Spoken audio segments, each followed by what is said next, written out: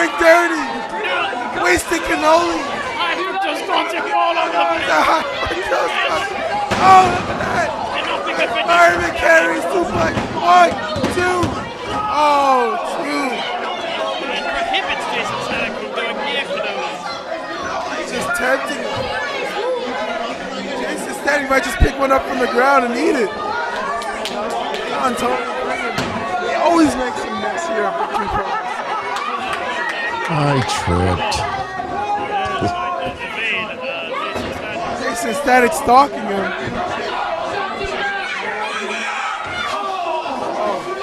Reaper tries to sneak up behind him, but Jason Stanek well aware of his surroundings. He's from New York. Oh, he rolls him right into the referee. Oh, the referee might be hurt. The referee might be ready to get shot block. Oh no, we got that tray. You see what that tray? Oh my God! Oh my gosh, he hit it with the tray, the glass tray. Got him in the chronic crossface. That's how he chronic crossface. Jason Stanek, he might be knocked out cold. No, this is unfair. Oh no, you got one. No. No, 2, no.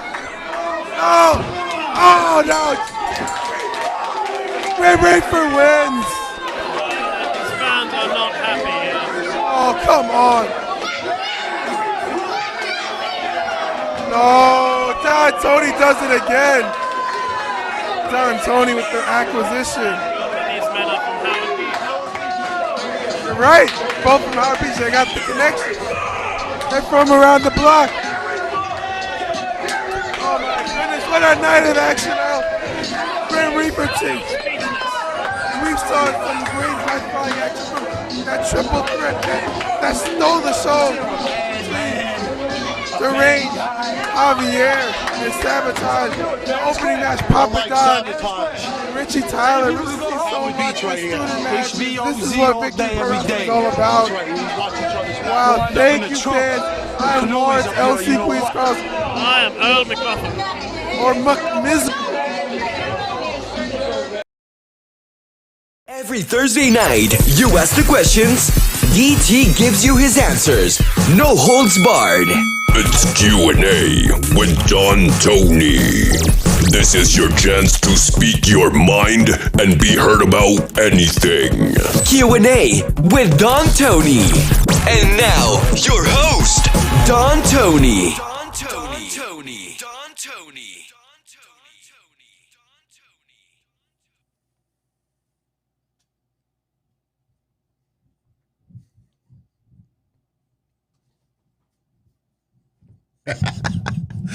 I gotta adjust the alerts a little bit sometimes. You are not allowed to interrupt when Don Tony has any type of victory. No one is allowed to interrupt. I'll make an exception for tonight, everyone. Good evening. Good evening. How's everybody doing? Okay, this is not good. I'm noticing, I know why it didn't show up. Because Edward became a member. It wasn't a super chat. I was looking at my screen. I'm like, hey, something doesn't seem right here. What's up, everybody? It is Thursday night, July 22nd, 2021. Q&A, AMA, live calls, whatever's on your mind. We get to sit back, relax. I have no notes in front of me tonight. Nothing. I mean, the only thing that I really needed to memorize tonight, 1,148,000. 1,148,000. AEW's rating. Excellent. Excellent. Don't get used to it. Doesn't mean it's always going to be up there. But look, man, I know there's a lot of AEW haters out there, and deservingly so. There's certain things. Get out of my way. Out of my way. Can't see me. Hey, give up. Hey. Everybody in audio only is like, what the hell is this going on here? Thank you. Shout out to Roger Rubio. Coffee on him. Thank you, my friend. Thank you, my friend. Playing around with it. You know, we're going to add a bunch of other things. Trust me, I got some doozies I'm working on. Try to make the video experience as much fun as possible. You know, I also got to be, you know, have that mindset that a lot of people are checking out audio only. So I don't want them to be wondering, like, what the hell's going on? But what was I talking? Oh, AEW's rating. Look, it's not always going to be up there. It's going to have some pits and some valleys. Some weeks are going to be better than others. We are, you know, listen, WWE now touring and going back to live fans, and AEW touring and going back to live fans, Impact Wrestling having live fans, albeit this much, NWA, MLW, indie promotions, you know, it just gives the overall aura that wrestling is getting back to a legit normalcy. See, this is the thing that I truly believe that a lot of people out there have to keep reminding themselves. It's the summertime. You're hanging out, you're home, you're barbecuing, you're in the pool. You know, you have some nice summer fruits, watermelon, cherries, strawberries, ice cream. And then a tornado comes and fucks your house up for a year and a half. I don't think you're going to be eating ice cream every day. I don't think you're going to be in the pool every day, even if it's a nice sunny day.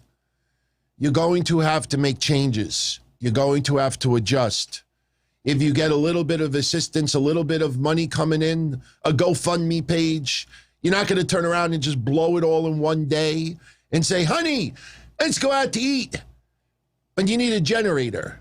You have to make ends meet. Yes, that's an extreme example. The point is, we were in COVID. They were not touring. They had to use LED screens, WWE. AEW had to use friends and family more than anything else. They adjusted, adapted, pulled back in a lot of ways. And now, despite these variants that are floating around, despite upticks, increases in cases, that's what's going to happen when a lot of people that aren't vaccinated still don't get vaccinated. That's the risk you take. I don't want to compare it to other illnesses, but I know this is going to piss some people off, but I'm going to say it anyway. I was alive in 1982. I was a preteen in 1982 when AIDS broke out. And you saw all these things on TV. Nobody really knew what it was. But then, because I was always into disco back in the day, you see this person getting tremendously sick. Then this person gets sick. Now we're into 1983, 1984, 1985. And now I'm old enough where with fake ID, I could get into a little club here and there. You know, and then you start seeing some of your favorites die. And it seems that it's affecting the gay community more than anything else. Drugs, too, but it seemed like the gay community affected more than anything else. Now, I'm not gay. I'm not bisexual. I have friends. I don't even look at them as gay or bisexual. They're my friends. My point is that I remember back then when you would go to, like, clubs, even if it was 16 to party, 18 to drink, or 21 to drink, whatever it was, that scare of AIDS in the 80s scared the shit out of a lot of people, especially the gay community. And what did the gay community realize? That there was some unknown virus going around. And more than anything, the one thing that they professed and pushed more than anything in the gay community was protection. Condoms. I know this is a very explicit conversation, but I'm getting to my point. Condoms. Now, you don't have to be homosexual, heterosexual to use condoms. If you're sexually active, you could use them or you don't. I don't like using them. To me, it's not the same. It feels like I got a garbage bag over my head. Here's my point. At that time, when you know that there is a serious illness going around in the gay community and it is sexually transmitted more than anything else, you decide you still want to go around and screw the world, if you know what I mean, and you don't wear protection, and you get sick, and you die from it. You're in a free country. That's your choice to make. A very, very reckless choice, but that's your choice to make. When you know that there is a serious illness going around that is very, very catchy, and the number one form of protection is a vaccine, number two is masks and keeping distance. But what you're noticing more than anything right now is a lot of people who are getting sick are not walking around with masks. They'll tell you that they were wearing masks after they get sick. But when you go to a wrestling event, you go out to dinner, you go to a theme park, you go here, you go here, you go here, and all vaccinated people, we talked about this a year and a half ago, and all vaccinated people are walking around, no masks, having a good time, and you have unvaccinated people watching that. Fuck it. Take the mask off. It's not going to happen to me. I'm careful enough until you get sick. Then when you get sick, oh no, I was wearing a mask. I was keeping distance. Yeah, for some people, yes, absolutely. But for a lot of people, full of shit. So you know there's something that serious going on and you still choose not to take precautions, then that's the chance you have to take. The wrestling events are not going to stop having fans. They're not going to stop touring because the science is the science. That if you are vaccinated, 99.5% of everybody who is dying right now from this are unvaccinated. So life goes on. You cannot shut down the world again because a third of the country doesn't want to be vaccinated. Do you remember in March of last year, not this year, last year, when I said that, like the flu shot, a third of the country was not going to be vaccinated because they don't believe in flu shots. Hell, the fact that the vaccine started with Trump, with all the political stuff that went on, it's even worse. Now you're seeing the results of it. A third of the country is not vaccinated. And no matter what, unfortunately, the only way some are going to get vaccinated is someone they know dies, or they get very sick and dodge a bullet, or they know someone close and they're like, fuck, man, I'm not taking no chances. You could compare it to what I said with the sexually transmitted diseases, what AIDS was doing. You could use so many different examples. You just cannot. And with wrestling going back to some form of normalcy, that's contagious. And bad choice of words, but that's contagious. It's a positive vibe. It's an energy. You feel like, okay, all the chains have been ripped off. Now these promotions are going to go balls out. If they got money and they were conservative about it, now they're going to start investing. That's why you hear about Daniel Bryan signing. That's why you hear about CM Punk. And talk about freaking awesome timing, man. This is great. This is what I love about doing shows with all of you. Not for you, with you. Like I say before, that's the big difference between a lot of shows out there. They may have these gigantic live audiences, but they talk at you. Whether you're tuning in or not, they're going to say the same thing. I talk with you. What you all talk about, I piggyback it. We have this one conversation. Yesterday, we had a conversation about the women's division in AEW. And I was talking about it, and yes, I'm the mouthpiece for a lot of people who are in the chat room live. By the way, shout out to everybody who is chatting right now. Just so you know, we're only about 20 away to 20,000. 20 away. So if any of you out there are not subscribed yet, if you want to see your name pop up on the screen, just hit the subscribe button. Give you a shout out. Obviously, I prefer you tune in every week. If it was a choice, tune in every week. Don't subscribe.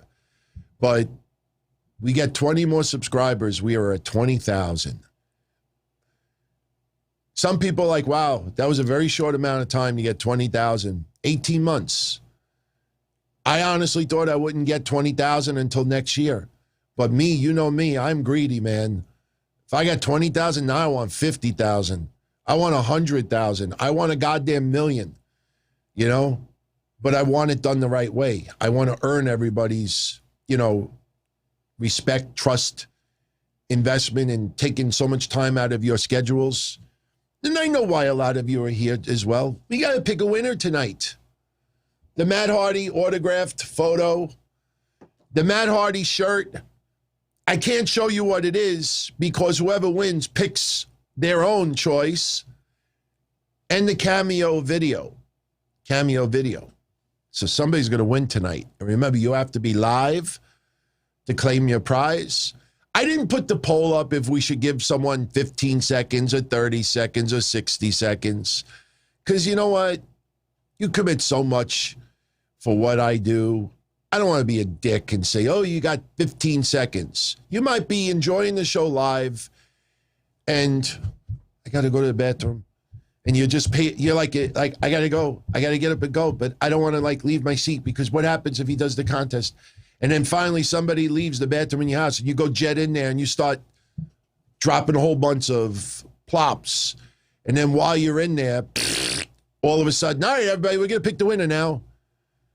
I don't want to make anybody nuts. You got 5-10 minutes. That should be enough time. Salute to another Don in the house tonight. I know there's 10-second delay. For some reason, Streamlabs doesn't talk to YouTube that quickly. I think they kind of actually dial a number and it's got to ring a couple of times and then YouTube will go, hello, hello, hello. Is it going to pop? Did it pop already? There we go. Shout out to you, my friend. Thank you, John Shamro. By the way, everybody who does do this, especially with Super Chats, I'm still going to bring it up the old way. You know what I'm talking about. Bringing up the box. By the way, yeah, shout out again. Last night, Joe Cronin stopped by. We are definitely going to collab a little bit. We're going to do a home and home. Oh, did you see, I made the chat also bigger? See, now I can read what's underneath. Before you need a magnifying glass. But Roger, shout out to you, my friend, and I will get back to your comment. We will do that in 2 minutes, but I definitely need to bring this up. If you're an AEW fan, you're going to like this. Some of you already know. Yesterday, we were talking about Britt Baker versus Nyla Rose, and in my opinion, that hurt Nyla Rose tremendously. This monster, the power moves, and you have Britt Baker kicking out of everything. It made Nyla Rose look like nothing. The mandible claw, I don't really have a problem with her tapping out to that. But to see Britt Baker tapping out to things that, when it's Nyla Rose doing it, that's it. That should be the finisher, done. Nyla Rose has got to increase her arsenal and do other moves and have Britt Baker kick out of those other moves. But one conversation we were all having last night is the women's division overall. And if you remember yesterday, and I added a timestamp in case anybody wanted to check it out, I said, and a lot of you said it also, AEW needs to lock up some of these better women that are well known. And the number one example we brought up yesterday was Thunder Rosa. Thunder Rosa, everybody's saying she's the MVP of women's wrestling right now. Why? Because she wrestles once in Impact, once in MLW, once for Vinny's Steak and Wrestling. And I'm not ripping her. Look, this is one of several shirts I have of hers. I'm a huge fan of her. But let's not spread Thunder Rosa a little bit thin. She wrestled 6 matches. Why? Because she got on a plane and it was 6 different promotions. Oh, my God, she's amazing. She's amazing whether she worked those promotions or not. But what AEW needs to do is they need to lock her up. And I don't mean in jail. They need to get her in a contract. Get her done. Because it's nice that Thunder Rosa's in AEW, but you could see, they do drips and drabs. They do the smoke and mirrors. She wins a match on Dark. She wins a match on Elevation. Then she'll make an appearance on Dynamite, and then you see nothing for 2, 3, 4 weeks. Why? Because she's not officially on the AEW roster. And we said yesterday that it's nice to see her wrestling for many promotions, and that could still happen. But we want her to be identified as an AEW wrestler. This happened today. That happened today. No, for those that are going to say, no, I don't think Tony Khan was listening to our show yesterday and saying, Dunzel Army, you're right. You're right. QT, get Thunder Rosa on the phone. We need to sign this contract. We need to get it done. Thunder Rosa is now officially on the AEW roster, officially. You do not divert from Britt Baker right now. Britt Baker is on a roll. The fans love her. But we need someone to be a big catalyst and opposite of Britt Baker. Is Britt Baker going to be a baby face with an attitude? Or are they going to now shift her to full-blown heel again?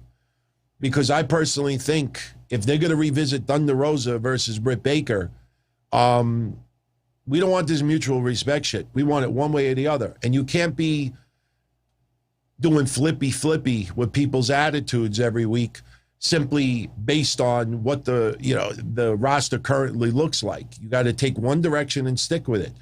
That's what I was complaining about with Karrion Kross up until a month ago. You heard me for 5 months complain that WWE doesn't know which direction to put him. And then they finally made the choice to push him in the direction as to be a heel. And now it's balls out with Karrion Kross as a heel. I read the spoilers for next week and a week after. I won't share the spoilers as far as what went down, but obviously it was news all over the sites that Samoa Joe will be taking on Karrion Kross at TakeOver. And I love it.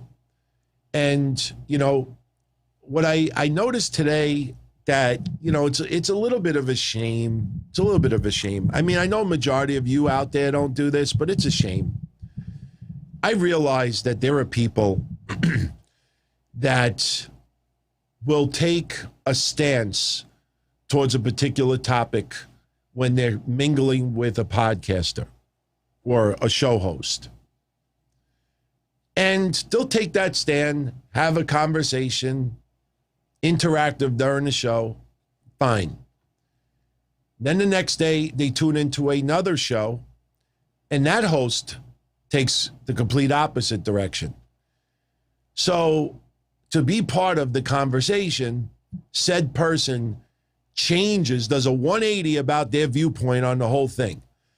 And I saw it today, and I just lurked, and I was like, wow, that's pretty lame, seriously. Because I count at least 15 people who tuned into, I know it doesn't sound like a lot, but if I noticed about a dozen or so people, that there was tons others out there. But there was a dozen or so that tuned into what we talked about on Monday and what we talked about yesterday. And we're in all agreement that, this is not going to hurt Karrion Kross in the end, that the buzz that WWE was trying to get off of this, mission accomplished. And the one part of it that I brought up yesterday that everybody was in agreement with is that WWE realized that there's nobody on the NXT roster that is over to the point that if Karrion Kross beats the shit out of him, that he's going to get major, major heat. Adam Cole's a huge heel. The crowd loves him. Kyle O'Reilly is not over enough. Johnny Gargano, had the match with Kross, and a lot of people wanted to see Gargano get his ass kicked. So what did WWE do? Okay, now we're going to use some mainstream names. And I'm sorry for repeating a little bit from yesterday, but now we're going to use mainstream names that are over with the fans, that are clear-cut baby faces, but names that are expendable, names that could be sacrificial lambs. AS76 See, they cover my face, so I have to do this in the background. Oh, thank you. Thank you. Shows really got her through COVID when she was battling through it, lifted her spirits, listening to our thoughts about Pro Wrestling Beyond. I appreciate that. You know that I do. And I'm so glad that you're doing better. So much love, much love. And you'll have me repeat it when I go through the list and shout you out. So maybe in the end, that'll replace the others, because that forces me to acknowledge you immediately. That's one thing I know some people didn't like. You know, you post something public like that and I wait 20 minutes to address you. You know, I don't do it intentionally, but it happens and I'm trying to fix that. But again, you know, Karrion Kross, WWE has made the concerted effort now. Okay, we're going to have him choke out and attack more mainstream names. Instead of Gargano, it'll be Jeff Hardy. Samoa Joe just came back. He'll choke out Joe. William Regal, beloved, we'll have him laid out. So now Karrion Kross is focused on bigger names. That's intentional by WWE.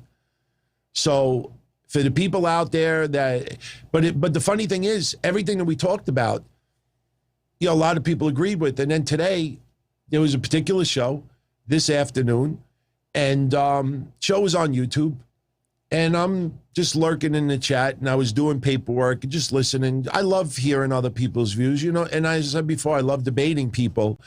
You know, I love people, whether you think they're a little nuts or not. I love people who are very passionate and interactive and really take a stance and stick to it, not based on how many tweets they could get like or stuff, but I saw at least a dozen or so people today in the chat room. This person took the complete opposite stance of what I've been saying. And all the people that were agreeing yesterday did a 180 and were like, oh, NXT's fucked. Karrion Kross, you might as well just pack it in, this and that. Hey, I noticed Nakamura is not popping up. It's supposed to randomize. But Brian Becerra, much love. First time tuning in live. Oh, wow. I told you earlier in the comments. Work. Make that money, man. Make that money. That's always very important. Make the moolah. That's fabulous. So shout out to you. Shout out to you, my friend. But it's just amazing that because people just want to be part of a conversation, that they'll just take whatever stance that the person is saying. And then they tune into another show. I don't know if it's just to be part of the conversation or they're afraid to say the opposite, because there are a lot of shows. If you go against someone, I mean, they take it personal and get triggered.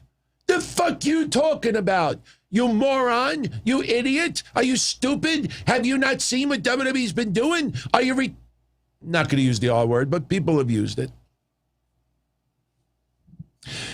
So it is what it is. It is what it is. By the way, I mentioned earlier that we're going to announce the winner, and we're doing it live tonight. I know this is going to look extremely unprofessional, but I'm going to show you anyway how I plan on doing this. Okay. Take a look at this screen. I know it's not perfectly centered. Actually, I probably can get it perfectly centered. Oh, no, it's not. It's going to have to go like this. I know why, because of the chat box, but you could see enough of it. And I don't know if you could see my mouse. You probably can't. But over here, we're just going to do practice one now. So we're going to tease someone and make them think that they won, but they didn't actually win. I go up here, and then I go to, where is pick the winner? Oh, no, it's over here, the left side. You go to the left menu, and you got pick a winner. See? Pick a winner. Now, these are all the comments that were placed on the video from last week. If you posted more than once, it does not increase your chances of winning. I just want to make that clear.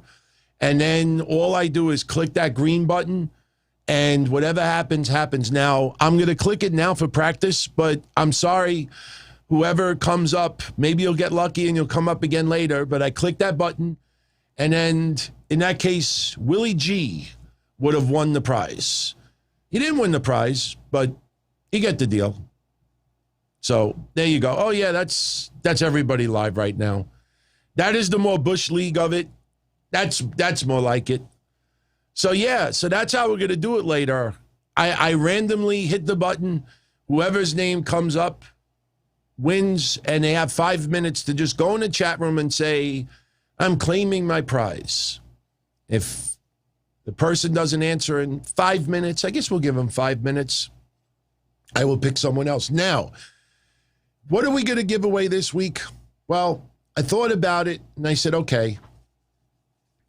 Since the big buzz this week is Daniel Bryan, a lot of people claiming that he's already signed with AEW. A lot of people use the word ending in LY today. Did you see that? Daniel Bryan reportedly signs with AEW. Anytime they use a word with LY, you know that they're not 100% sure. That's their safe word. Reportedly, possibly, likely, eventually, evident. So, what I decided to do, let's give away a pair of autographs. Oop. Now, there's a reason why the CM Punk one is not in a protective case right now. It is, but UFC came out with these cards. Now, I'll zoom in, but UFC came out with these cards, and I don't know why, but the stock is so thick that I'm afraid to put it in one of those screw cases that you screw closed. I think it's going to crush the damn thing. It's not thin like a regular card. So I will send it in here, and then whatever you want to do with it, you do with it. Now, let me explain a couple of things. I'm going to stand up and do this the unprofessional way. Let me tell you what is pretty cool about these cards, okay? Let's get up. This is the Daniel Bryan one. I didn't take a screenshot. It's in a case. That's an autographed card. Somebody will win tonight.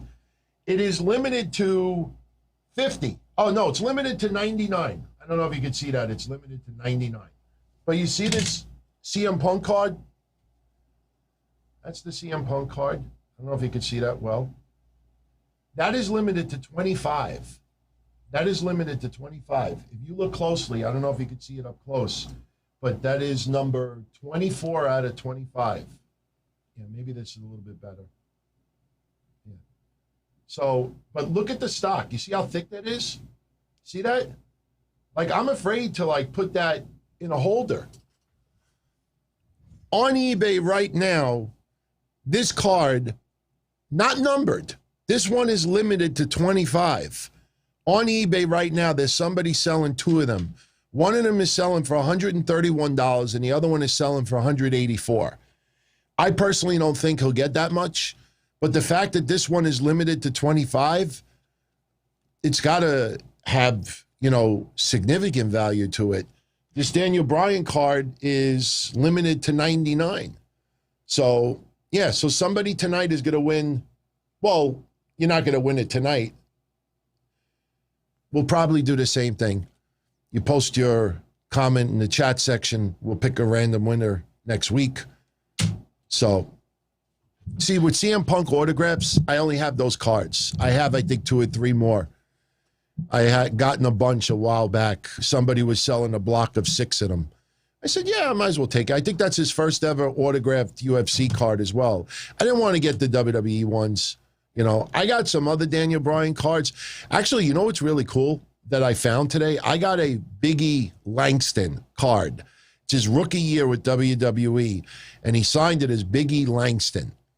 And if you ever look at a Biggie autograph now, it's just a scribble of a, well, I have to do it backwards because of the video, but all it is like a B and an E.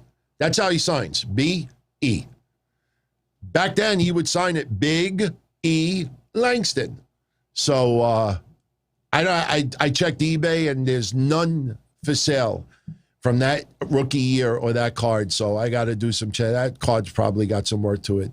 I have an Eva Marie card from like 7 years ago, whatever it is, that on eBay right now, it's like $350. I got an AJ Lee card, which is, it's insane how much value the AJ Lee cards have. And I have a Page autograph card that is like $400 on eBay. I'm like, man, you know, some of these cards, it's crazy how they went up in value. It's nuts. But, you know, we'll give it away. Someone will win it next week. And then when you get it, you do whatever you want with it. And this is open to everybody worldwide. You know, if you live overseas, I mean, I'll ship it international mail, but I will put insurance on it. So if your country decides to just throw it in the garbage or keep it, or be like, what did this American shit? And then they burn it, I could claim my insurance and get paid. And you'll have to take it up with your country.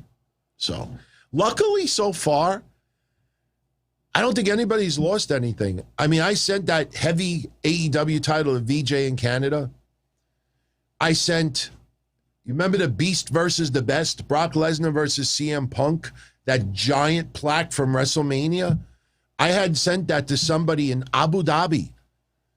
It cost me almost $100 to ship it. And he got it. They let him have it. Like, all right, cool. Tony, I actually do have some Darryl Strawberry cards somewhere.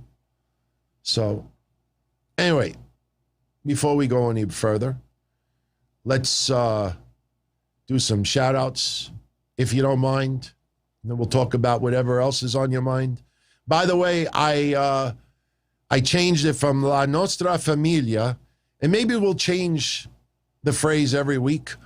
Big shout-out to the commanders of the Donzilla Army. I know that is kind of long to say, but not everybody's Italian, and they're like, what is La Nostra Famiglia? Famiglia. Somebody actually said Famiglia on my voicemail thing. Famiglia. So I said, okay, let's make it a little easier. Like Commander Aziz, commanders of the Donzilla Army, shout out to all of you, my friends. Thank you, as always, for the support. I will announce tomorrow the winner of the Money in the Bank predictions contest. I will tally up the scores tomorrow. Shouldn't take that long to do. Yeah, you know, Dorian, you're absolutely right, man. Dorian, when I went through the templates in my software program, because I know a majority of podcasts out there use Streamlabs OBS. And I'll be honest with you, if I could change one thing when I went to video, I should have used Streamlabs OBS from the beginning, because there's a lot of features on there and it seems to be pretty easy with a learning curve. I went to vMix and I paid over $700 for this software. If you go on vMix's website, you'll see I'm not shitting anybody with that. But vMix is very stable, very strong software, a lot of features that I love, easy learning curve, and they keep it up to date. And when I was making templates, I came across this one. And I'm like, wait a minute, that looks just like Fox News. Sure enough, on vMix's website, you see that Fox News actually uses their software. So yeah, a lot of the banners you see on your TV screen, they're just getting it from software that we could do ourselves. So, you know, I thought it just looked nice and clean. And I'm like, yeah, that does look like Fox News. It does. It really does. So a couple of shout outs, if you don't mind. I know they are so nice. I have to say things twice. Thank you, Roger Rubio. I plan on having some coffee. I was going to make coffee tonight, but I got to crash. I got virtually no sleep yesterday. Great show yesterday. Great show Monday. Great show on Patreon Tuesday. I mean, we've done a show with the exception of Saturday. I mean, we did a show last week, Monday, Tuesday, Wednesday, Thursday, Friday, Sunday, Monday, Tuesday, Wednesday, today. We did 10 shows in 11 days. So, got to get some bed tonight. John Chamro, I think it's Chamro. Thank you, my friend. I really appreciate it. I think we'll be at 20,000 either by tonight or by tomorrow. And I don't know, if we hit 20,000 during the show, maybe I'll run inside and grab like a champagne from the fridge or something and pop it up. Man, we'll just save that for tomorrow. But you know, we're gonna do obviously a fun episode soon, a themed episode. Some of you out there are dead serious with me doing the sleep episode. Some of you out there that don't know what that's about. Francine, ECW legend. Really, really nice woman. I had the opportunity one time to gamble with her in Atlantic City, and I did not go. I'm revealing the story. I mean, she's now married and everything, and there was nothing physical about it. But back in 2002, I had the opportunity, if I wanted to to take Francine to Atlantic City to gamble. Now, how it happened, I'll tell you the story, because it's harmless, it's innocent, there's nothing perverted about it. Back in 2002, the Angels were in the World Series, and we had a Chiller convention in Jersey, I believe it was, a Chiller convention. So you want to hear a really cool story about Francine, and if you want to ask her about it, she'll tell you. I have the pictures somewhere, and I'll be more than happy to show them, and it's a really awesome story. Back in 2002, there was a Chiller convention.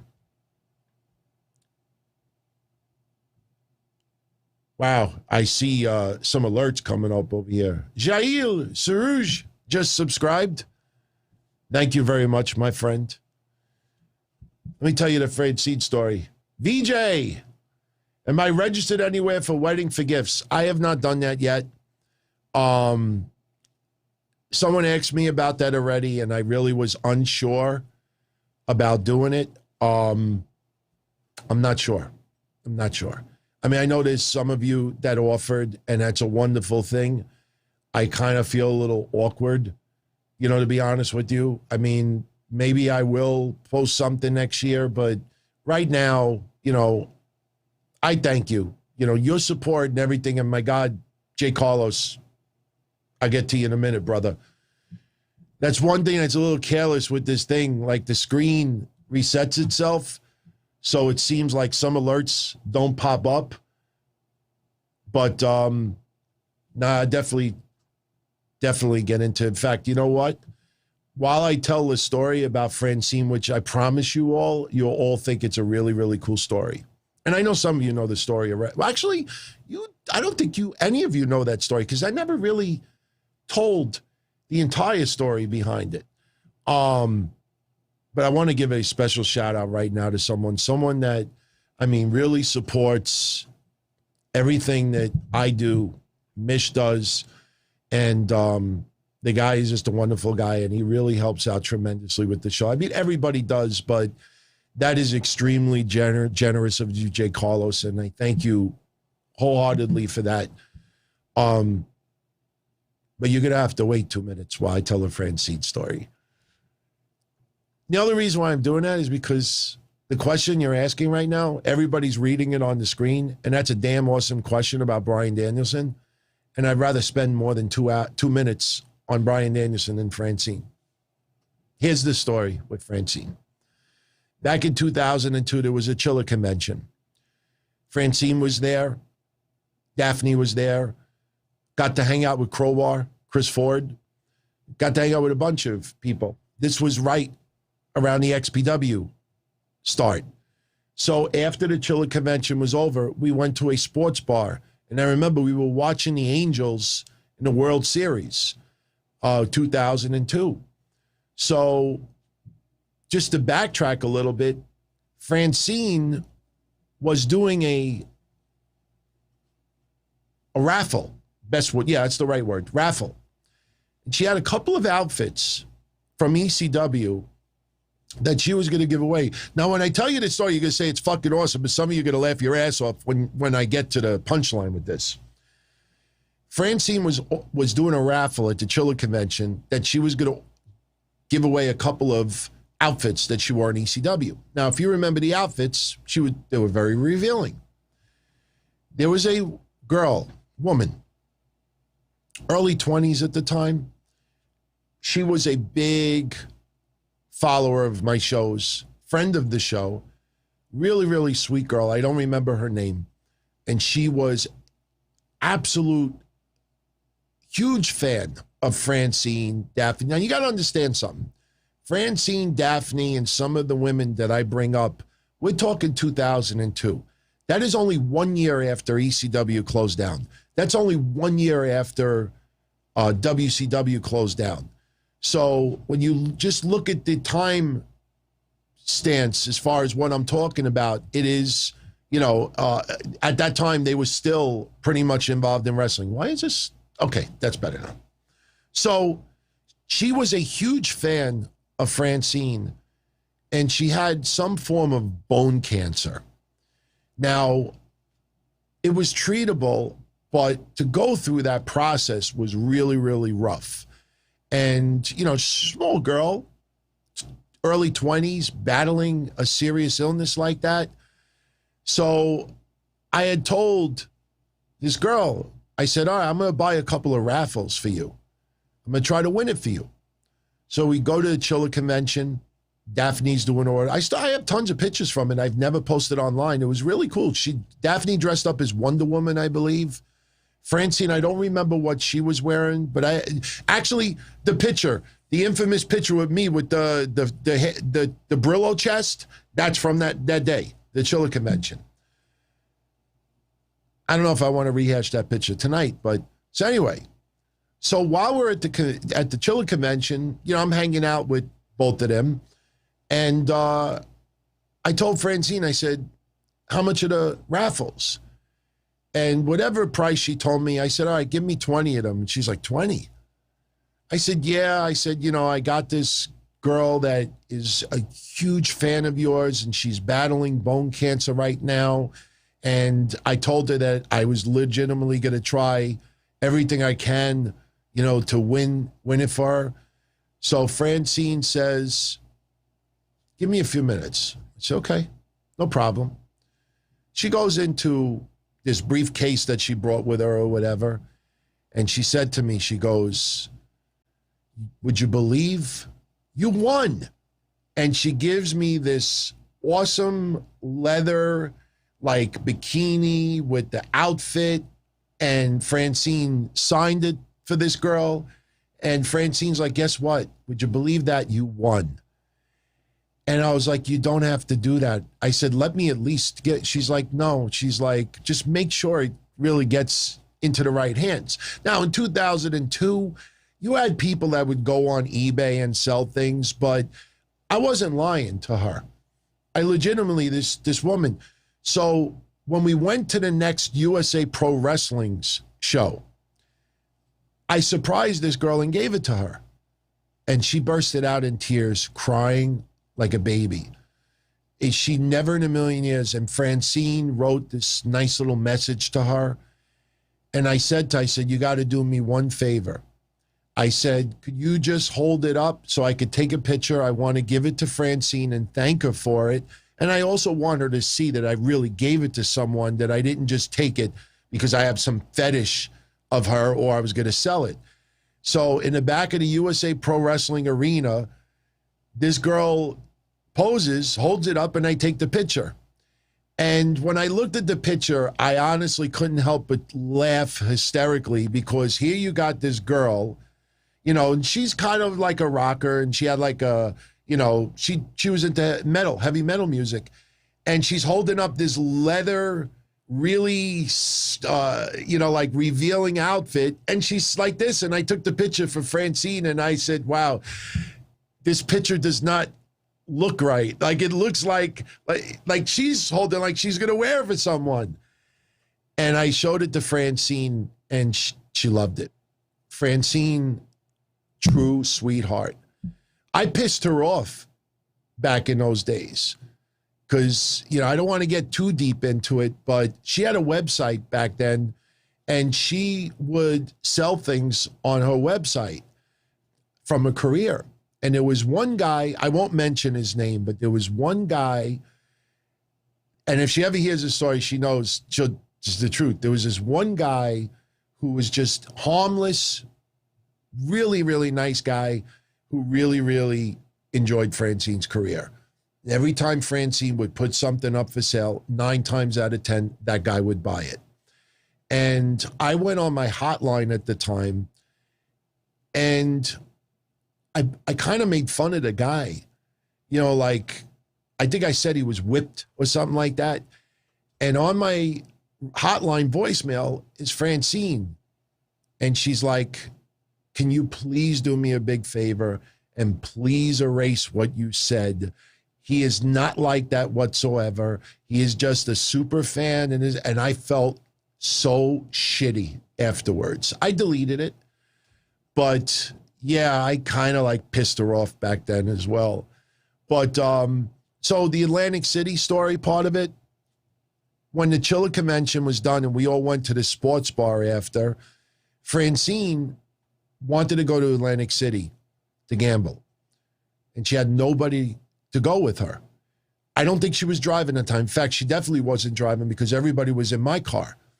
And this guy, Slash, that worked for XPW at that time, is the same guy I had the war with. You know, things are buried now. But he pulls me aside and he's like, "Why don't you take it to Atlantic City?" I'm like, "Yeah, you know, I got to go home after this." And he's like, not like, he wasn't alluding that anything was going to happen. He's like, "Go, have fun, you know, just go gamble, you know, just make a night out of it." And I was like, "Oh, I don't know." And I pussied out. Did I honestly think anything physical? No, it didn't even cross my mind. I thought it would have been cool. Hey, you want to go to, because we were already in Jersey, you want to go to Atlantic City? Couple of hours. I pussied out. So that's the story. You know, I'm not making any of it up. Like I said, if any of you out there ever mingled with her and you bring up the outfit story especially, she'll tell you. I have the pictures. I just got to pull them out of a hard drive. And you know me. If you challenge me and try to accuse me of lying, I always furnish proof. So if I need to, I'll furnish proof. Maybe I have the Brillo pad chest. Maybe I do have it here. Let me see if it pulls up quickly. If it doesn't pull up quickly, don't think it's going to pull up quickly. I'm looking. I don't see it, which is a good thing. Some of you out there that have never seen that picture, it's pretty hilarious. Let me see. Let me check over here. And I'm sorry for anybody on audio only that just hearing me rambling right now, but that picture is something that I can't even Photoshop that. At least the picture with me with Cactus and Terry Funk, I Photoshopped the chest hair away because it was over the top. The one with Daphne, I can't do nothing about it. I don't think, you know me, I'm very persistent and I ultimately find what I'm looking for. I'm looking, I'm just checking a little bit more. I don't think we're going to find it tonight. I think we're going to have to wait maybe until tomorrow or the day after. Checking a little bit more. Doesn't look like it's going to happen. Yeah, it's not going to happen today, which honestly I'm kind of thankful for. Yeah, actually, you know what? There is one other place I could check. Let me just check this one other folder. Uh-oh. Some of these pictures kind of ring a bell. I think we are going to find it. Hang on 1 second. I'm looking for Brillo. I'm searching for Bush. I'm serious. If you remember 70s porn and how nobody shaved their private parts, that's what my chest looked like. If you remember Vanessa Del Rio, who was a big porn star from the 70s, or Christy Canyon, who used to be Mick Foley's favorite porn star, just look at their crotch area. That's what my chest looked like. No, you're all saved tonight. You do not get the crazy ass chest hair. And just think, that photo that I closed out the show with yesterday, this one, look at that. And that chest hair is groomed. That's groomed chest hair. And that's, let's see, 2006. So that was 4 years later. So 4 years later, I had the wherewithal to kind of trim it a little bit, and it still looked like something absolutely disgusting. Yeah, we're going to take calls in a few moments, everybody. We'll pull the winner, too. Jay Carlos. I don't know why I was doing the Festus face. That was in 2006. Do you want to know something? Let me just show you one other thing. Do you want to know something? See these pictures here? Look at the top left-hand corner. Do you see the date? Those pictures that you see, next Thursday is exactly 15-year anniversary of that night. Next Thursday is the 15-year anniversary of this. Using Comet on Louis' bloodied head, getting put through a table with thumbtacks, getting a beer bottle broken over my head, getting... so I think I'm going to have to pull that footage out of the archives. Next week, we'll celebrate the 15-year anniversary of what you just saw. Next Thursday is exactly 15 years ago. I don't remember Nina Hartley's extremities. Let's put it that way. So, Jay Carlos, thank you again, my friend. Is it true that Bryan Danielson signed with AEW? Do I think that WWE will try to erase him or try to implement a new policy so new talent cannot do the same? Okay.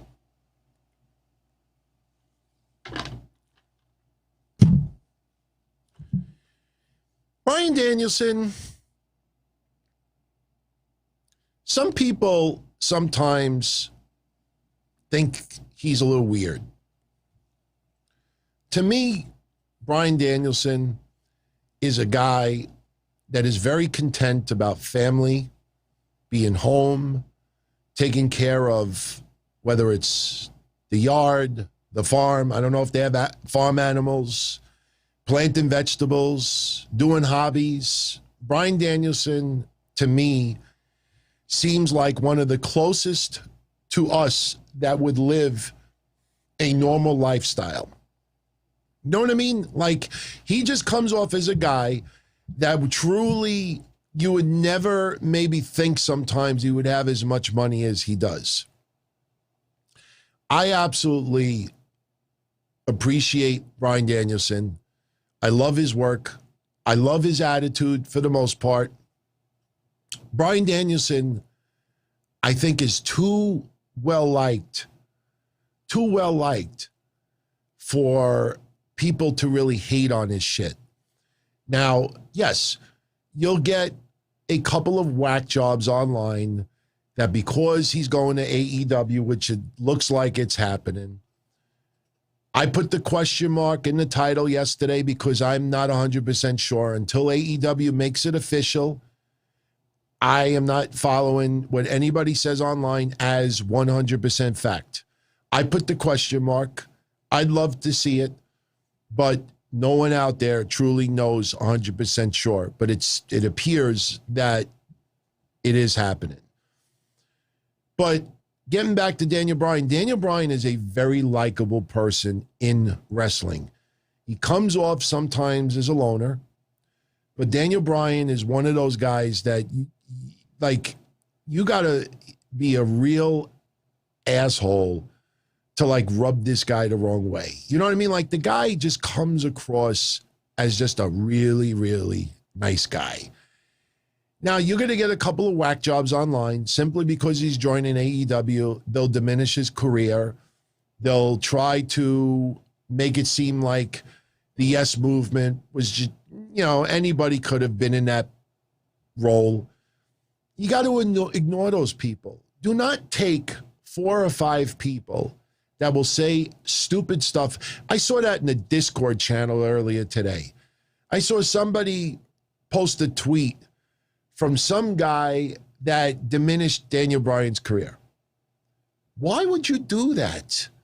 There's millions and millions of people that acknowledge how important Daniel Bryan is and how awesome his career has been. And you take one fool and you blow it up. Why do people do that? I mean, I understand why they do that, because they want everybody else on Discord to be like, wow, what an idiot. This, that, yeah, what an idiot. Yeah. Want to make out? Why even acknowledge fucking people like that? WWE, I think, would avoid his name as much as possible. But the fact is, and this is something I think a lot of people need to realize, WWE, if they feel that Daniel Bryan cannot contribute in the way that Daniel Bryan believes he still can, it reminds me a little bit of Christian in a sense. Christian, it's a little different because he was gone for so many years because of retirement for injury, and he made the road to recovery. Christian had a cup of coffee during the Royal Rumble, and he thought that he could come back in a stronger capacity, and WWE felt like, we really don't see where, you really could fit in. Like, you don't want him just to be destroyed by Roman Reigns when he was feuding with Edge early on until Daniel Bryan got in that WrestleMania match. WWE, with Daniel Bryan, Daniel Bryan still wants to wrestle. He wants to do it on a limited basis. He wanted to do the stuff with Japan. You know, the funny thing about the Japan stuff is you had a lot of websites that ran with that and said that Daniel Bryan is the middle person about WWE and New Japan having discussions. I don't recall Nick Khan saying that. I don't recall WWE saying that. I don't recall Daniel Bryan saying that. But, you know, WrestlingNerd.com said it, and everybody cut and pasted, so it's got to be true. So we don't know what level Daniel Bryan even had as far as involvement with this. The point is that Daniel Bryan is a good guy. And WWE couldn't not utilize him the way that he thought he could be used. And he found greener pastures. It reminds me of when Christian left and signed with TNA. You know, I mean, I obviously, at that point, Daniel Bryan has had a more illustrious career up until that point. But, you know, WWE will, you know, it's just like it's business. You know what I mean? Like, the best way I could put it is AEW is competition to WWE. Yes, AEW is this big, WWE is this big. But even if AEW tries to convince you till the sun goes down, that they're not competition for WWE, the fact is they are. Because WWE does not want to give any promotion the opportunity, the chance to grow. So even if you're this big, and they know they got a big money backer in the Khan family, and a TV network giving them $155 million, that's not chump change. So when they see that, okay, if you go and work for them, then, you know, you're considered the enemy. Not personal. There's no hatred. There's no animosity. Chris Jericho still talks about his friendship with Vince McMahon or I don't know about Triple H, but, you know, you work for the competitor. You know, of course, you're all of a sudden the enemy, because AEW gets momentum and grows further and gets a bigger TV deal. And then now you got people that are choosing to spend money on AEW over WWE. That's business. So WWE may not mention Daniel Bryan at all, and they may actually try to do some polls, or they may actually show highlights. Let me put it this way. If Brock Lesnar makes a return, I can almost guarantee we'll probably see a video highlight of Brock Lesnar beating the shit out of Daniel Bryan. You know, if you notice, whenever they bring up Dean Ambrose, when they show stuff with Seth Rollins, you know, Dean Ambrose always looks inferior, that he lost. That's just business. It's just business. I don't think anybody out there should take it personal. Daniel Bryan understands, you know, the elephant in the room. If he works for AEW, AEW is the enemy. And it's business, plain and simple. Look, I don't compare podcasts or YouTube stuff to, you know, to those guys. But the point is that, you know, you're friends with a lot of people, and then when there's some points where people feel like, you know, this guy is like chopping into, you know, the people that normally tune into my shows. I don't see this person anymore. I don't see this person anymore. This son of a bitch is super chatting him. He doesn't come here anymore. And suddenly we have enemies. You know, if you notice, almost none of those shows out there ever mention my name. Nothing at all. Never mention it. You know, and look, I'm guilty of it. Back in the mid-2000s, 2004, 5, 6, I would criticize every show out there, always considered them the enemy, until I finally focused on, you know what, let me focus on what makes me better and not what makes them worse.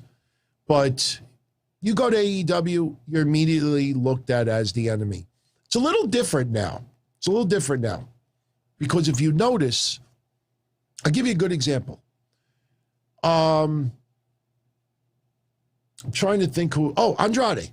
Great example, Andrade. Andrade tweeted something yesterday hyping up AEW. Angel Garza responded back to Andrade, showing support. That is a little bit different now compared to even 2 years ago. And believe it or not, I think Brody Lee's passing had a big part to do with it, because you see a lot of wrestlers online. Big Armada, he didn't like it at first, but he's really enjoying Otis's heel turn with Chad Gable. Yeah, I'll talk about Otis right after I finish with Daniel Bryan. But I agree with you 100%. Absolutely. Thank you. Brody Lee passed. You had a lot of wrestlers on both sides reaching out to each other, you know, talking to it. And look, this was before his passing also. There's been parties where you saw people mingling with each other. You know, you saw that video with Britt Baker and Adam Cole was in the background. You know, when that first would happen, that was almost like sacrilegious to do. Then it started to subside and people got used to it. And it's no longer like, oh my God, unbelievable. And then Brody passed, and then everybody on both sides consoling each other. And ever since then, you see a lot of wrestlers still publicly commingling with each other, even though they're on opposite sides. The wrestlers care about each other. Yeah, it's competition as far as there's pride involved. You think a wrestling company, even NXT, when they were doing shows on Wednesdays, you think they liked every week seeing that their ratings were nowhere close to AEW's unless it was a big themed event? You know, it kind of hurts your pride a little bit, you know? And that's why, like I said yesterday, these people that actually started thinking that NXT was something other than developmental, that's insane. That's insane. They can't be that dumb.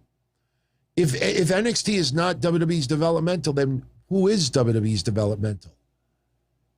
Who is? You look at Omos. Look at Omos when he first came into NXT. I mean, you could have called him the Black Khali. I mean, he was not good at all. And working in developmental center and working and improving and improving. And look where he is now. You know, he's got to be somewhere they could work. Evolve is not their developmental. So I think just people out there just don't know what they're talking about. I think so many people have gotten used to writing in 320 characters that, you know, that's their mindset now. That if you write something in 2 sentences and it sounds like it makes sense, people go with it. And that's not the way to go. That's why I say I will never be a journalist based on tweets. And I love the people that will make fun of that and say, oh, look at all these goofs on Twitter. And say, but meanwhile, they do it themselves. Hey, word goes around the campfire that blah, blah, blah, blah, blah. And then you realize all they did was retweets. Courtney Summers, she's watching Noah while checking out the show tonight. Thank you for providing common sense as always. And the show is awesome tonight. Thank you, Courtney. I appreciate that. Thank you.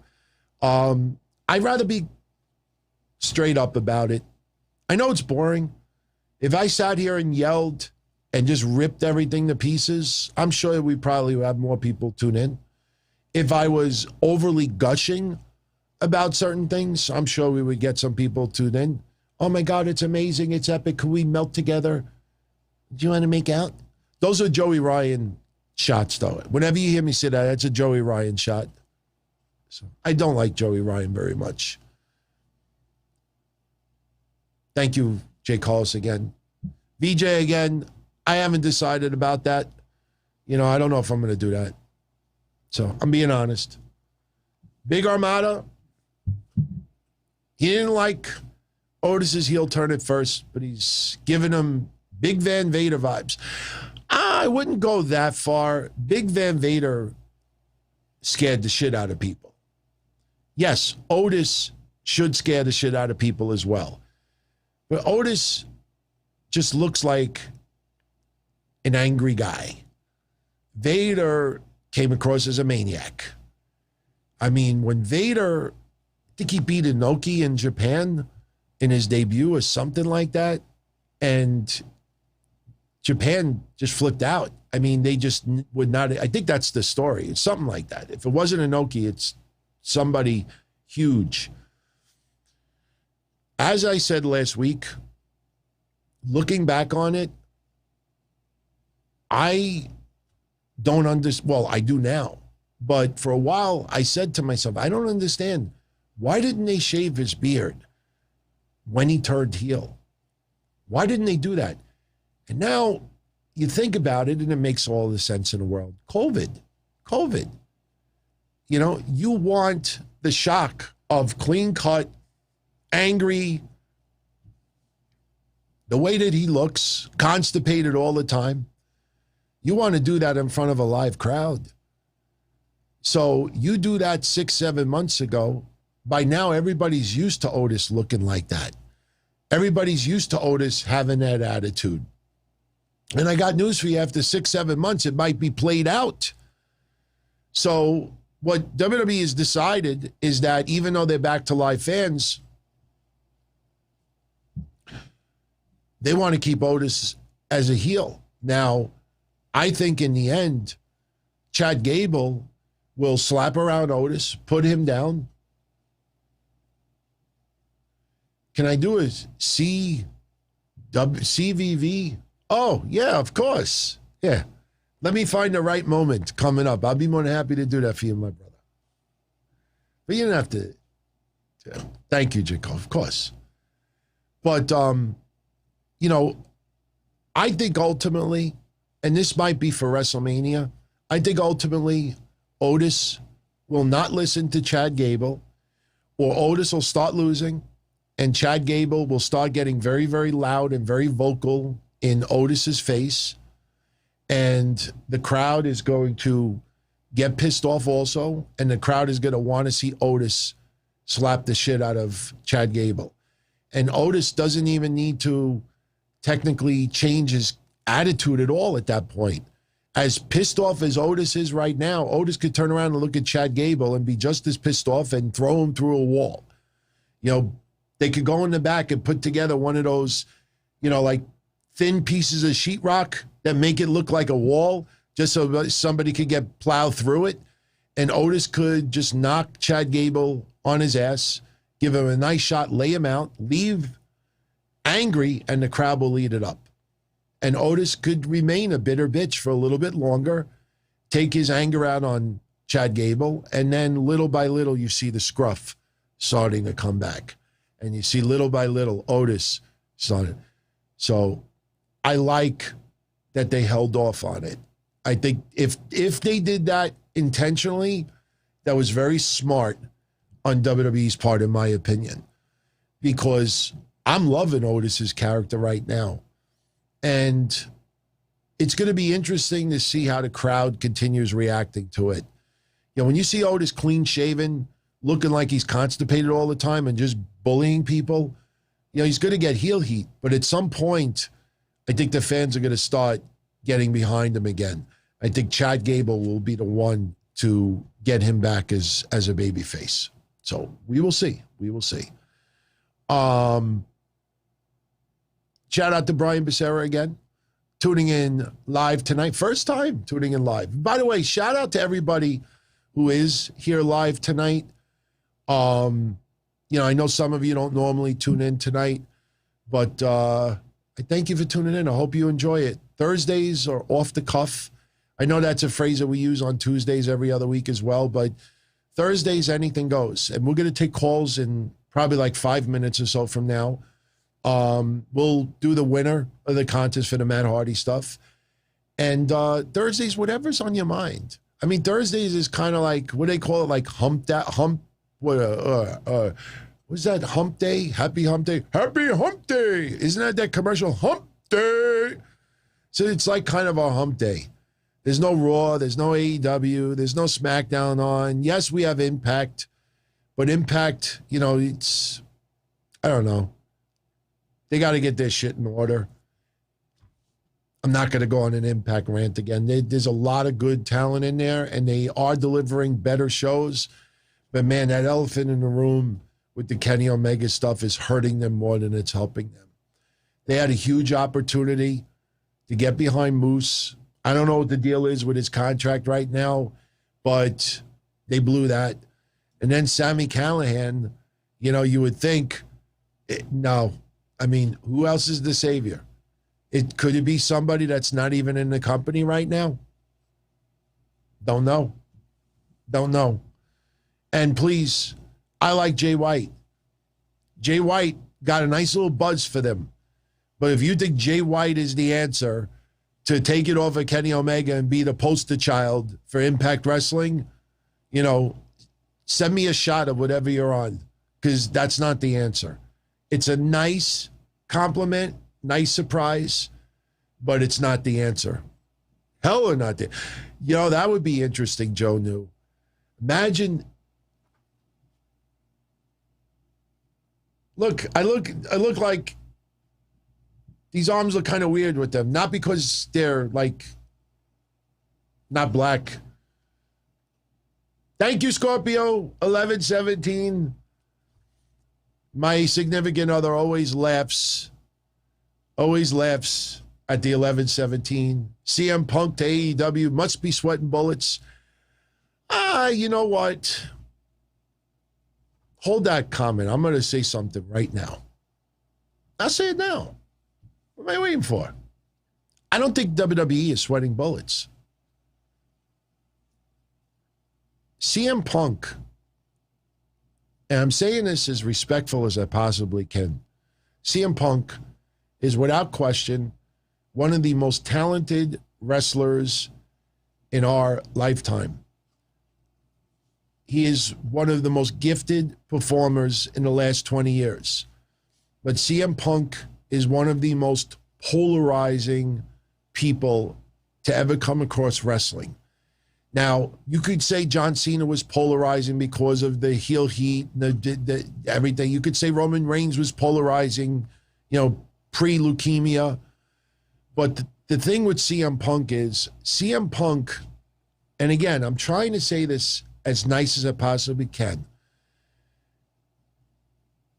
CM Punk, the aura, the impression that I get, I don't know him personally, but the impression I get is that if I hate Triple H and the WWE, and I have a promotion, and I am against him, and I want to fuck WWE, I might have a better chance of getting CM Punk on my team because we think alike. CM Punk is a smart businessman. He saved his money. The guy is set for life. But CM Punk comes across as someone that, even if you overpay for him, it's a form of entertainment. And the WWE style is not for everyone. Just like the AEW style. I saw a referee, Jimmy Corderas, write yesterday that AEW's got a major fucking problem right now with the referees and non-enforcing stuff. And that is a bigger problem than you think.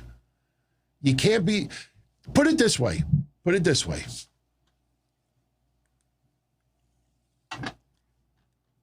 ECW, back then, when you had the wild brawls, referees didn't try to count anybody out. Referees didn't try to disqualify anyone. Joey Styles didn't even allude to that. These people tore it up, they tore it up. And that's what it was. When you had chain wrestling, then the referees would take it more serious. With the referees in AEW, when you have two wrestlers tell a story in the ring, one's a babyface and one's a heel. The referee, there's a whole set of rules that take place during a match. If the rules don't matter, then every match they could just brawl throughout the arena. They could just use weapons whenever they want. They don't have to get back in the ring at the count of 10. They could just, you look at AEW and you see them outside the ring for 2-3 minutes and there's no 10 count. There's just always something to stop it. Just imagine how those matches would come off on AEW TV if you were forced to do a 10 count. When you have wrestlers outside the ring and doing all these crazy ass spots and everybody's loving it and they're out there for 2-3 minutes, and instead of the referee, 1, 2, yeah, they did it yesterday with Jon Moxley because that's New Japan rules. But you don't see them doing that when somebody's laid out on the table. Instead,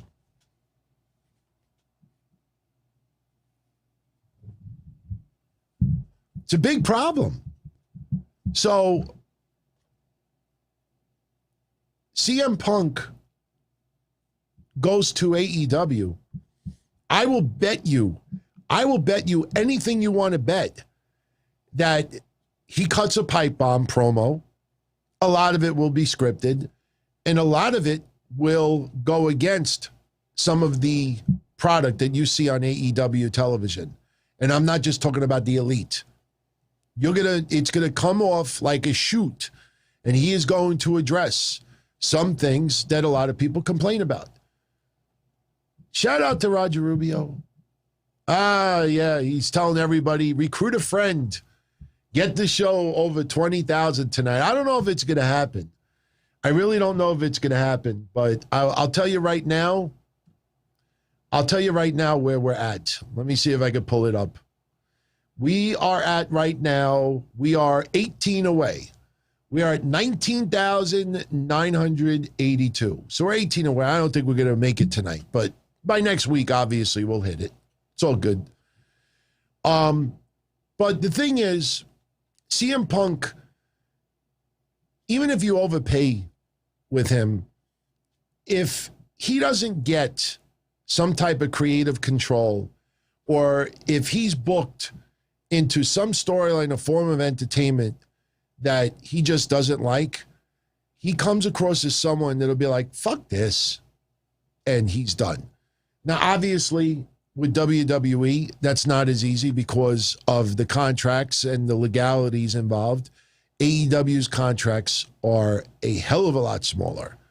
WWE's contracts could be dozens of pages. AEW's contract could be 6. So CM Punk going to that company, you could almost guarantee that there'll be some creative control involved. They will obviously pay premium money for him. He will obviously be able to have a say as far as who he feuds with and what he does and this and that. I personally think, in my opinion, WWE doesn't want any of that. I don't think WWE wants any of that. WWE, you know, when he was doing the appearances for Fox, you know, a lot of people thought that he signed with WWE. His deal was with Fox. His deal wasn't with WWE. And then when Miz made that little joke, remember when Miz was on TV, he made that little joke? I don't remember what he said, but I remember Renee Young and Paige laughing, and it was an innocent joke. And CM Punk pretty much went on social media and said, why don't you die and eat a dick? You know, I mean, that just shows you the mentality of CM Punk right now. One of the most gifted, talented wrestlers, #1 on the mic, and really committed at what he does. But he also is very unprofessional in a lot of ways. And I personally think that is baggage that I don't think WWE is interested in. If it was a one-shot deal leading into Mania or 2-3 match deal and he's out of there, I could see that possibly happening. But no, I don't think WWE is sweating bullets. I think they're sweating bullets when AEW signs multiple people. It's not just CM Punk, it's Daniel Bryan, it's Thunder Rosa. SRH John says AEW is going to do what WCW couldn't do, finish the job. I know, he's just kidding. Look, I like AEW to an extent. It has a lot of faults. Sooner or later, they got to be addressed. You know, I think once it starts getting louder amongst the core nucleus of AEW, as far as fans go, I think that's when things will be addressed. But, you know, for a promotion that just started 2 years ago, 3 years ago, I think they've done a pretty incredible job. I mean, I think back at TNA, NWA TNA in 2002. And when we got to 2004, I mean, it had certain grooves about it, but it felt like this compared to WWE. There was no competition whatsoever. NWA TNA tried so hard to make themselves feel like they were some type of threat at that time. Then you had Cookie Gate and all this other shit that it was just ridiculous. Once they signed Hogan, and once they signed Bischoff, and once they decided that they were going to go to Monday nights, that's when WWE's like, okay, you want to play the game, we'll play the game. And they got killed. As long as AEW keeps doing what they're doing and stops thinking about WWE, I think AEW will be just fine, in my opinion. Thank you, Roger, again. You know, it would be nice to hit 20,000 because I know how close we are on Thursdays as far as our conversation, but it's all good. We do it next week. It's all good. Thank you, SRH John, again for that. So, Jay Carlos. You know, it's going to be also interesting if CM Punk comes in, and what is he going to be? Is he going to be a heel or is he going to be a babyface? I personally think CM Punk would probably be a babyface. I think he has to be a babyface. I think he goes up against Kenny Omega almost immediately. And like I said, I would be fine. My scenario yesterday is that Kenny Omega loses the title to Hangman Page. And maybe if CM Punk shows up in Chicago and, you know, when Kenny Omega has the Elite come out to try to help him, you'll probably see a couple of members of the Dark Order, and then they'll chase a couple of members of the Elite to the back. And then you'll see someone else come out there, and then CM Punk's musical hit. CM Punk will lay out Kenny Omega, and Hangman Page wins the belt. CM Punk is the reason why Kenny Omega lost the championship, and then we have a feud with Kenny Omega and CM Punk. No title on the line. But meanwhile, Hangman Page is your heavyweight champion. That's honestly what I'd like to see. But I will say this. It would be really interesting if Chris Van Vliet lands an interview with CM Punk. Chat room, has Chris Valet ever interviewed CM Punk? Maybe he interviewed him around the time when he was first going to venture in MMA. But chat, there's like a 5-second delay, by the way, for everyone. So it takes a couple extra seconds to get an answer. But does anyone out there ever remember if Valet ever interviewed CM Punk? I laughed when Mike Johnson did that. Oh, the footsie that was going on. Oh, that footsie. He did interview CM Punk when he first left WWE. Okay, all right. That kind of makes sense. But if he returns to AEW, oh my God. 7 years ago, okay. I will say this. CM Punk might be a lot more laid back now, 7 years later, compared to before. I think CM Punk also realizes that this might be his last shot for a big-time contract.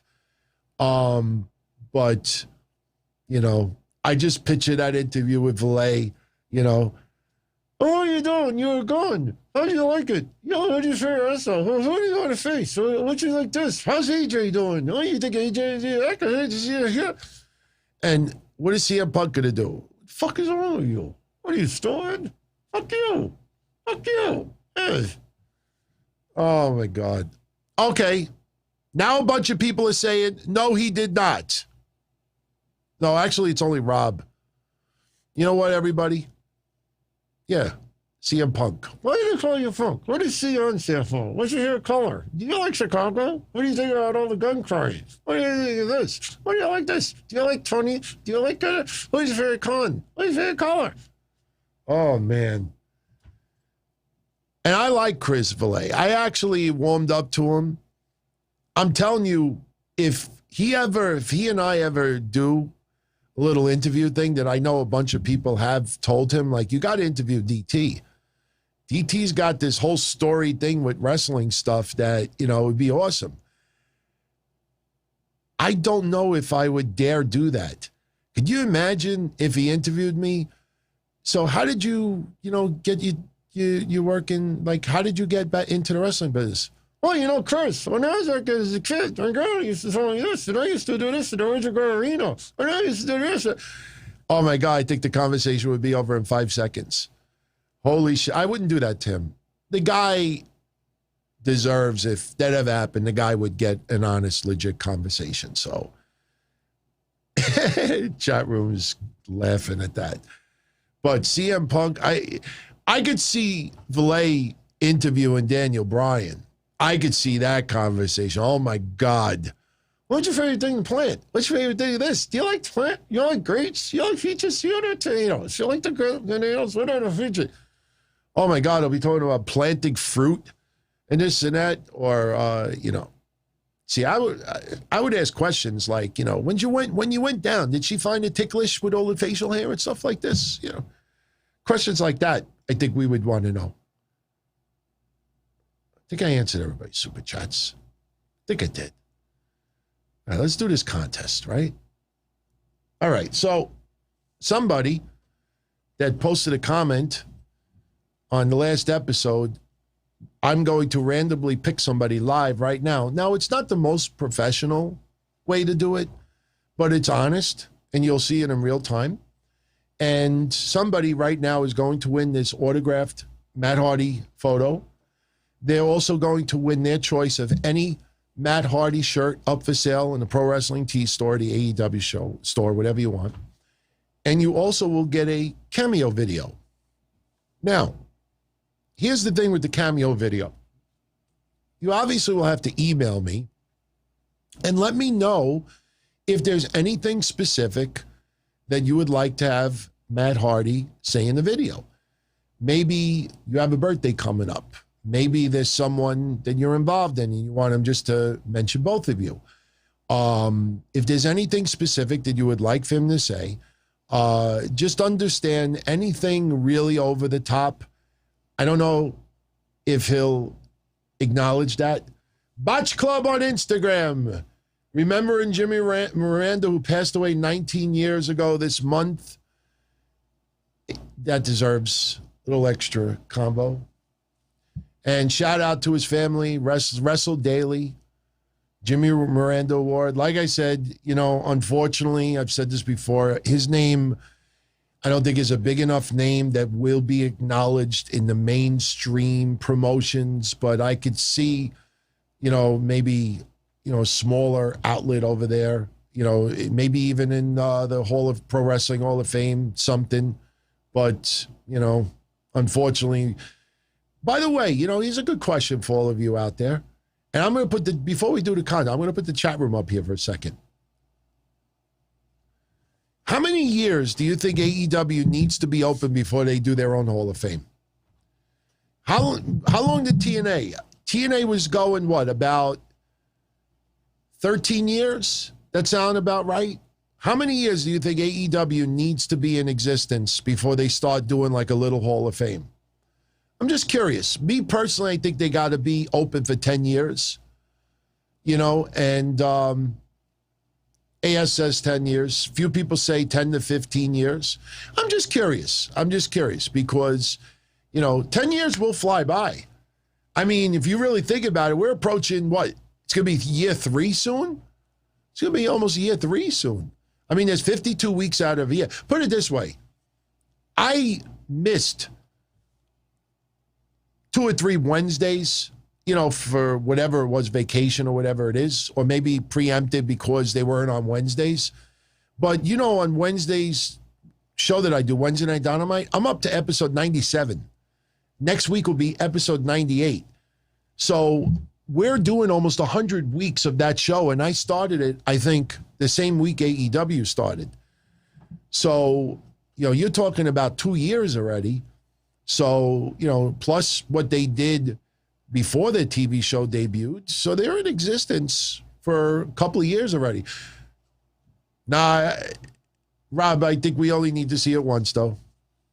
But I agree with you. 30 years. Yeah, maybe 30 years. Put it this way.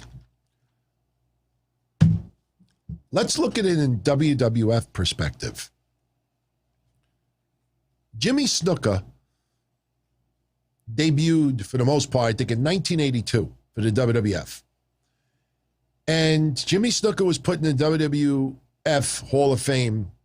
I don't remember the exact year, but I'm assuming it was around 96 or 97, around there. So Andre the Giant was put in the WWF Hall of Fame around 1994, 95, around there. So when you realize that WrestleMania 1 was 1985, so they really started pushing the Hall of Fame about 12 years, 11 years, 12 years after WrestleMania 1.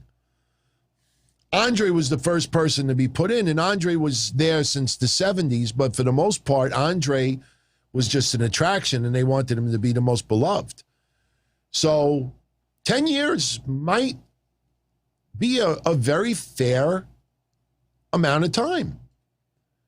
You also want to do it when wrestlers can still appreciate and enjoy it. You know, you don't want to wait too long.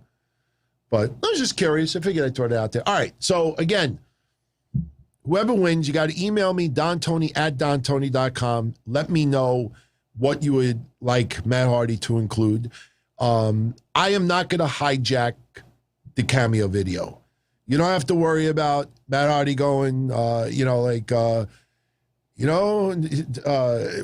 it is, blah, blah, blah, blah. You know, you seem to be a wonderful person, but that Don Tony, oh, yes.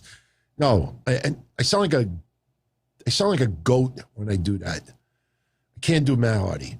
But I will leave it between you and Matt Hardy. Obviously, I will be the middleman. So anyway, here's how we're going to do it. Everybody posted a comment last week. I'm going to randomly pick someone right now. It will be on the screen live. And whoever is picked, you got 5 minutes to be in the chat room and just type, I claim my prize. I'm here. I claim my prize. After 5 minutes, if you don't claim it, then we will pick someone else. Now, I do not have Facebook streaming tonight. I do not have Twitch or Periscope streaming either. So everybody tuning in, you're the only one seeing this. So it's not like somebody's on Twitch right now and like, oh my God, I got to get on YouTube. No. If you hear me, that means you're here. So, all right. Let's pull this up.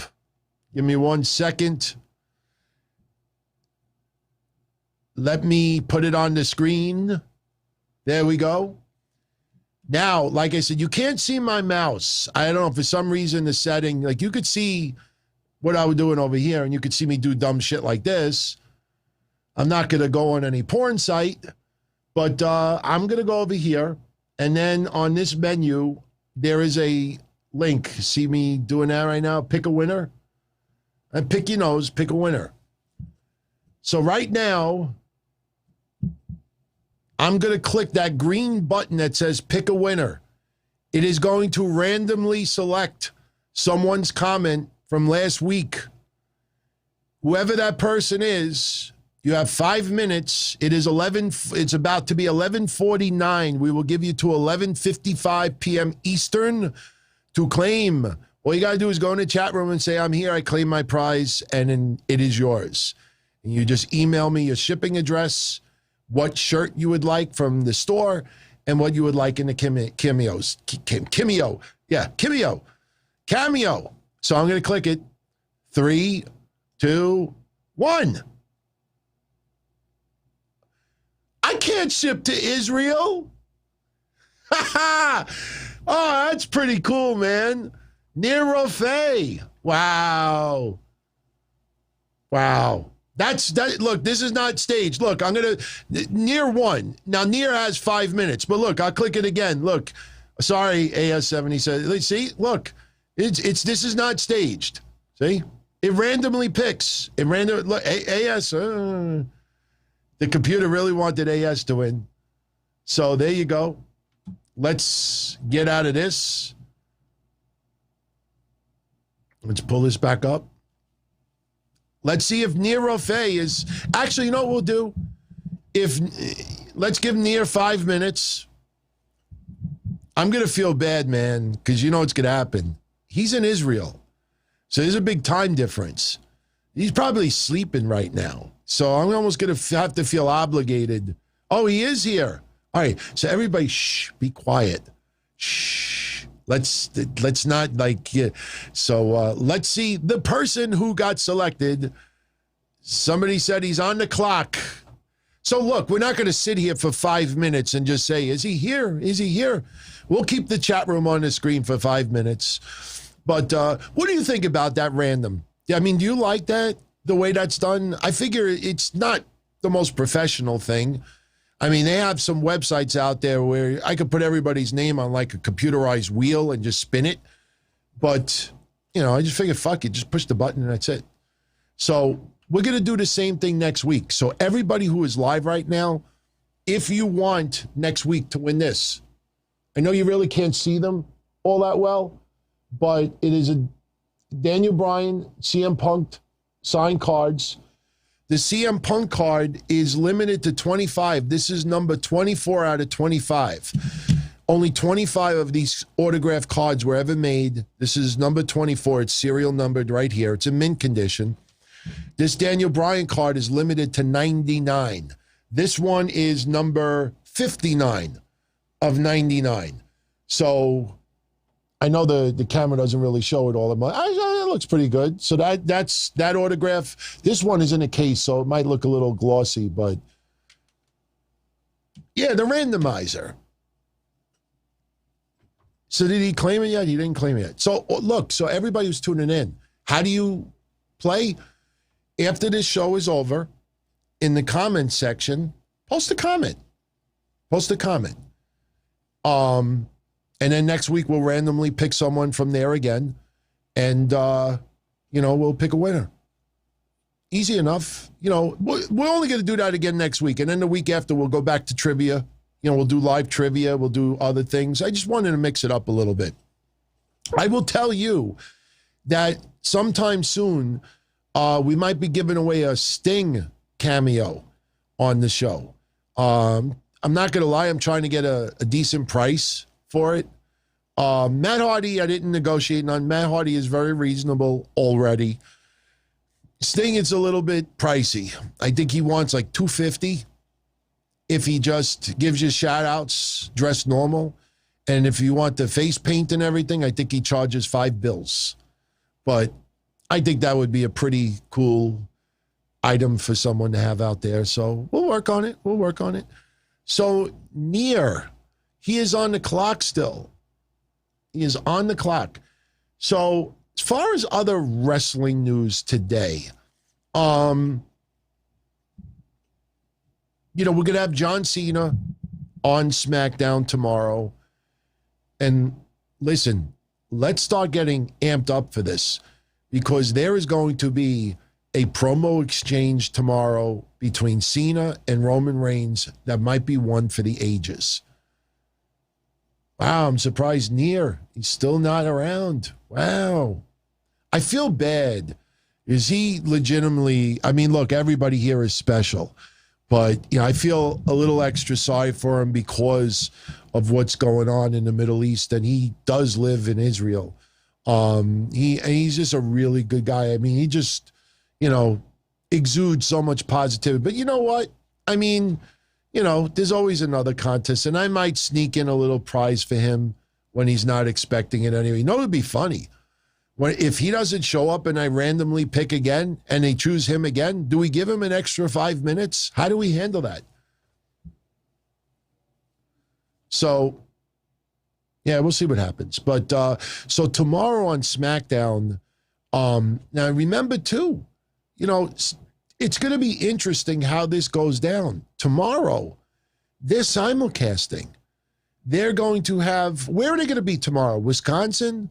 I don't remember what state they're going to be in, but they're going to be in an arena wrestling, but they're also going to be, I think, in Miami for this like rap event going on. And I think Cleveland, thank you.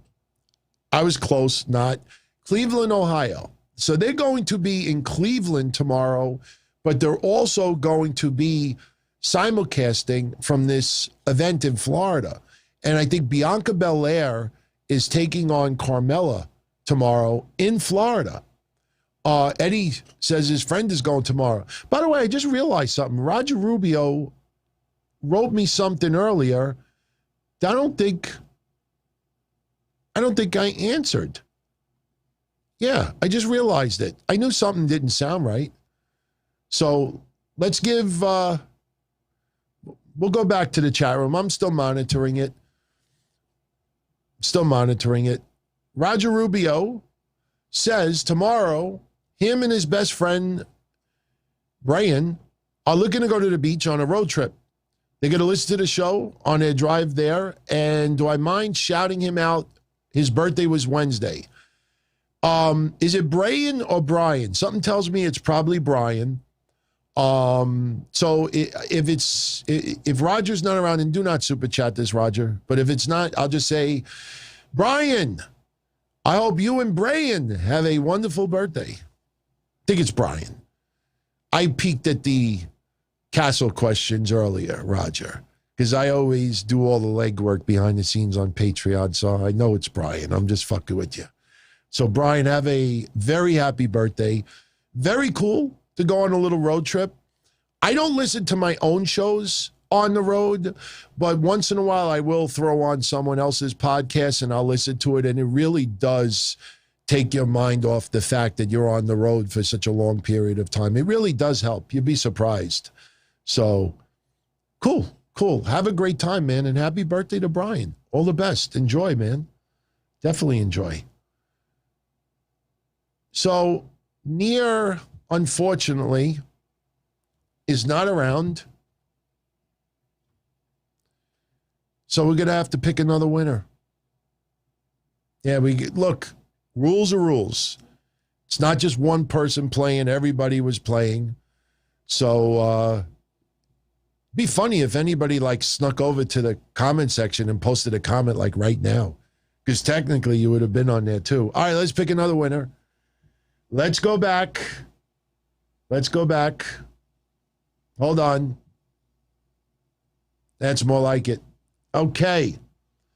We're back. You can see me on the left. I got to put the mouse back up. I changed the setting so the mouse would not appear. I might be able to fix that setting. Let me see. Can I hide the mouse? I don't think I can make the mouse visible right now. I'm looking really quick. I can't. I could fuck you all and just do it backwards. You can't read anything. But no, I can't mess with the mouse. All right, so we're going to go back over here. We're going to go pick a winner. And I'm not going to wait any time. Boom. JL Sun. He thinks he's figured it out. DT has a follower that works production in WWE. That's how I got what I wanted and put on the center when Raw ended with Thunderdome. And I don't think it is Vince McMahon. And yes, fuck the haters. The hell with the haters. Much love. JL Sun. Is JL Sun in the house? JL Sun. Look, man, I still have this picture on my screen. And I'm look, did it hurt my feelings? Absolutely not. Did not hurt my feelings. But that should really show you how much animosity some people have simply because we're doing shows, we're having a great time, and we have a wonderful following and a wonderful atmosphere here and a great vibe. You know, to think that, someone, and it could be more than one person. I think it is more than one person, but to have people that work in WWE actually tuning into the shows is pretty cool. Mostly on Mondays. I don't know if they tune into other shows, but when I joked and said, hey, be cool if I had a Raw shirt, get put behind the announcer's table, and the next thing I know, they're shipping me a Raw shirt that I didn't ask for. They kind of screwed up on the size, I will admit that. But then, you know, they have me behind the announcer's table and, you know, they're in my earpiece the week before. Could you please stay in the center? Somebody was enjoying Deli Man. And like I said, I'm sorry for repeating myself, but the last Thunderdome ever, they had me behind the announcer's table the entire night. And for some reason, for the last ever match on Thunderdome, the last ever pin, somebody in WWE took Deli Man from the announcer's area and put him ringside just to watch the pin and the breakdown.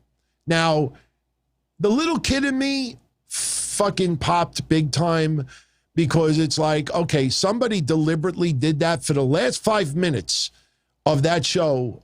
They put me there where every other minute I was behind the announcer's table. And I got a ton of people sending me DMs, posted online, you know, yeah, Thunderdome sucked. That's pretty cool. That's pretty cool to see them do that. And sure enough, the usual suspects, no mention, not even a joke. Like, holy fucking shit, it's Deli Man on my screen all night long. No mention. It's like they were so bitter at the fact that somebody there actually, you know, was tuning in and actually did yours truly a little solid. You know, too cool for school. Couldn't even mention it. Every time I posted a joke about it, notice how they're absent. And there was a few people that every time I posted something on a Friday night or Monday night, they'd be offline for the whole night. Oh, no, I fell asleep. Yeah, okay. Sad, man. Did JL's son, did Mr. JL claim his prize? I don't think so. I think we might have to pick another winner. Wow. Pretty interesting, man. Mr. JL.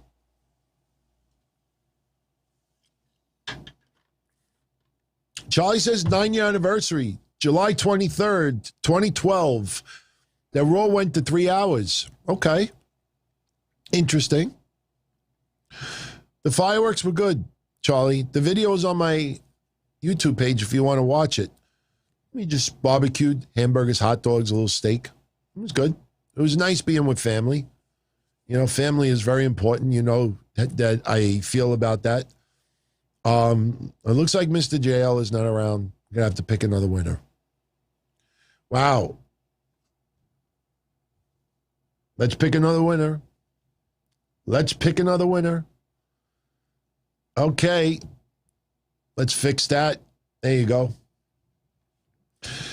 All right. Let's pick another winner. We're going to go right back here. We're going to go right back here. We're not going to waste any time. Joe New. Joe New. I think Joe New is here. I think I saw him earlier. DT, can we get some of the USA Pro Wrestling stuff this week? And I answered you in the comment section earlier, but I will answer that here on the show as well. So Joe New. Joe knew he was going to win. Is Joe New around? Oh, let's fix. Sorry. You're getting to see a little of this skeleton stuff. Is Joe New around? Joe New. As I said earlier, next week, next Thursday, is the 15-year anniversary of the little brawl that I had with Louie. I've never posted it online. I will post it next week. You will hear a chant out for me. You can't wrestle. You can't wrestle. You will actually hear that thrown my way. You'll see a few familiar names around ringside. Actually, Daphne is around ringside with me. Danny DeMonto, if anybody remembers him, he was there as well. Louis was there. Little story goes along with it. I mean, I was going to celebrate next week and show you my debut. I mean, actually, you know what? I'll leave it up to all of you right now. No, Sam, I didn't forget the ratings contest. That's tomorrow. Since we did the contest on Friday's show, I reveal the winner on Friday's show. I can't assume that everybody tunes into every show during the week. So for the Finn Balor thing, I have that aside. We'll announce that right at the beginning of the show tomorrow. I did not forget. I'm going to give you all a choice right now. Which video would you like to see? Here's your two choices. One, the 15-year anniversary of this, like I showed you earlier. This was that wild brawl that we had that I ended up getting chair shots, a bottle broken over my head, thumbtacks put through a table. I loved Doug Gentry. Any of you remember Doug Gentry? Doug Gentry put me over big time on that video. But because Sean the Mick, the DOI people, hated my guts, they wouldn't even put the camera on me half the time. This is before I did the other stuff. The stuff you usually see on my shows from that VPW building, that's where most of my footage is from. The stuff you see for a USA Pro, that's before I went to wrestling school. So the stuff you see normally, that happened years later. Like the thing you saw earlier with the cannoli thing, that was 2009. That video of that brawl is 2006. So that's 3 years earlier. So here's your two choices next week. I can either show you the first ever on-screen appearance I made where I actually brought out Abdullah the Butcher to destroy Louis. And then I went in the ring and stapled $20 to Louis' head. And then I started telling off some people at ringside, you couldn't get a girl wet if you threw in a pool. Yeah, that's kind of reaction I got. Fuck you, Mixer. Shut up! So I could show you that. There's a much bigger story to it, but I could show you that footage, or I could show you the footage of what you just saw. Of me getting in the ring a little bit, doing a couple of moves, crowd chanting, you can't wrestle. Danny DeMonto saves the day, attacks Louis from behind, so I exit the ring, and then everything that ensued. So, let's see. Wait. Now Near is here. That rhymes. Since Joe New is not here, and since JL's son is not here, should we give it to Near? Should we give it to him? A couple of minutes late. Near is here. Joe New was here, but Joe New did not claim. Near was first. Joe New claimed it? Okay, Joe New claimed it. Let's scroll back.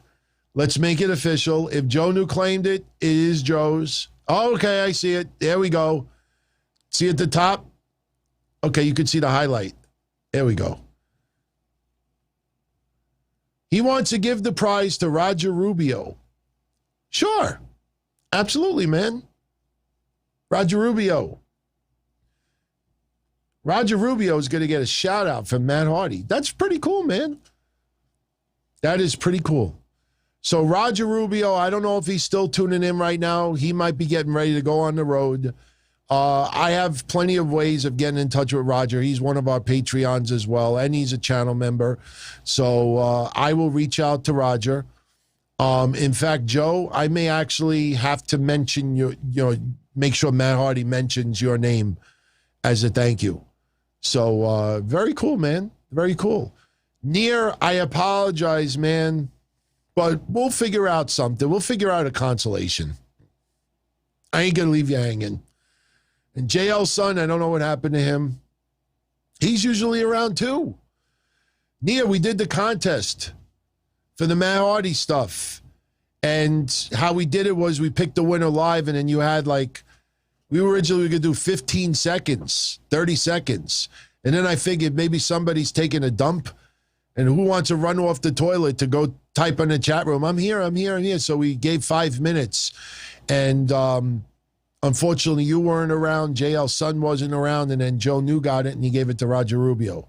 So we'll figure out something, Near. Don't worry about it. We'll figure out something. But Near, if you want a good laugh, my first reaction was, I don't want to ship to Israel. It's all right, man. Well, I'll hook you up, Neil. You know that. Don't worry about it. I'll hook you up. I always come through. I'll hook you up. So anyway, but like I said, after the show is over, we'll take some calls now, and then we'll wrap it up. We're at 2 hours already. So we'll go 30 minutes with calls. I think it's fair. We're at 2 hours exactly. We'll go 30 minutes with calls, and then we'll call it for the night. And then tomorrow we'll be right back here to do SmackDown and anything else that transpires. You know, we talked about the rating earlier, which is pretty cool. And yes, I agree, Soulfly. Soulfly, you'll get acknowledged twice in a second. You'll actually get acknowledged 3 times. You get it 3 times now. Everybody can see it. Nero Faye is always a winner in the chat, no matter what shout out. That's awesome, man. You'll get the little extra shout out in a minute. Probably the New Day will be swaying their hips any moment. I don't know why there's a delay. I got to fix that. There we go. Hey, how you doing? Hey, what's going on? Hey. I'm a little bit pissed that they're the only ones. In fact, you know what? I'm going to fix that shit right now. I'm going to fix that right now. Let's see. Yeah, I found it. I'm going to disable that one. Let's disable that one. Yeah. So the next super chat that comes in should be different. Should be different. So anyway, one last time, if anybody's a little bit late, like near, after the show's over in the comment section, just post a comment. I don't care what you write. You could write DT go to hell. I'm going to get your address, though, obviously, if I'm going to ship this to you.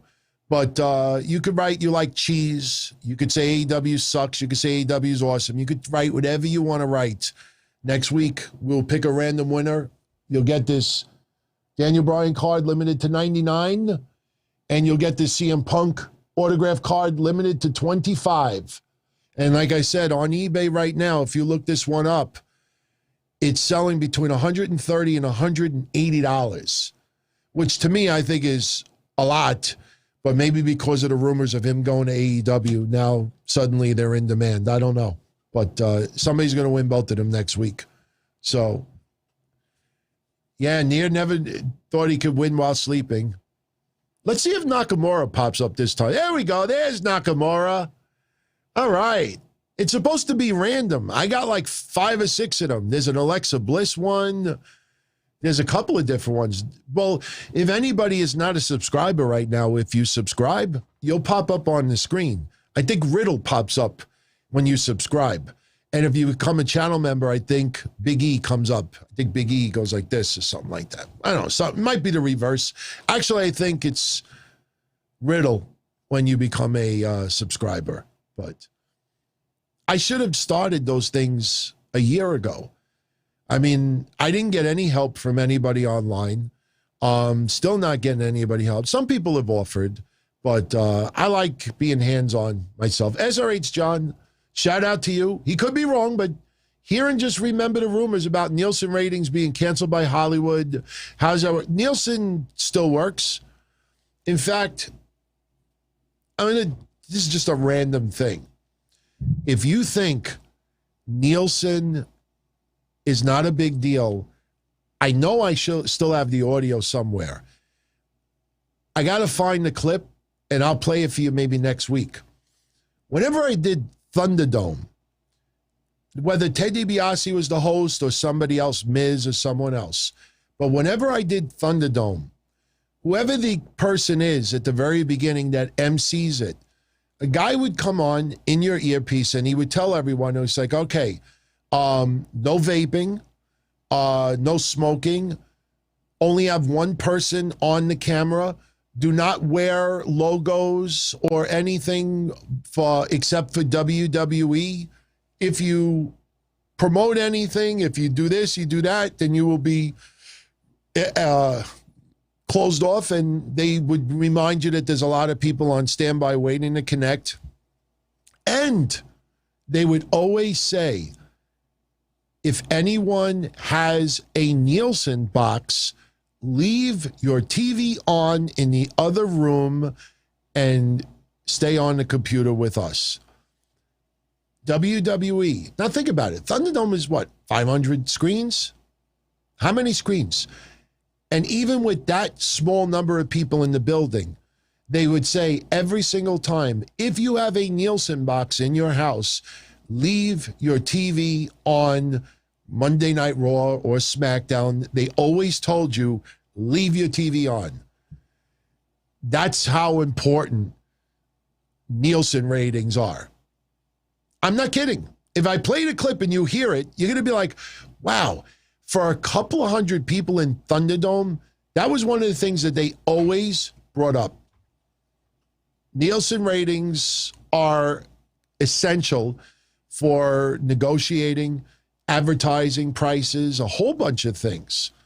Anybody that tells you stuff like that, I mean, look, as technology changes and you have DVRs and you have, other means to watch things, of course, it's got to evolve with the times as well. I'll never forget that time, Dixie Carter. I try to be nice towards her, but man, what an ignorant thing that time. For people that weren't tuning in, like, make sure you do this with the DVR. And she didn't even know how DVR ratings worked. I felt bad for her, man. So, yeah, Nia, you'll enjoy the show. We had some great combo today, but it's time to turn on the phone lines. So we got to do a couple little adjustments here. By the way, if you are enjoying the show tonight, smash that like button. Like, share, subscribe. And again, it's not too late if you subscribe or if you become a channel member, especially, you'll get a little acknowledgement on the screen. It might look a little bit distorted. I mean, yeah, we could do that. But then the alerts will probably look all wacky. See, if I do an alert right now, watch. Let's see. Check this out. Here, look. See how it's a little bit off? I guess that still looks all right. I didn't just subscribe. You're not allowed to subscribe to your own shows. It's just a test. There's even donations. See? This is a test donation.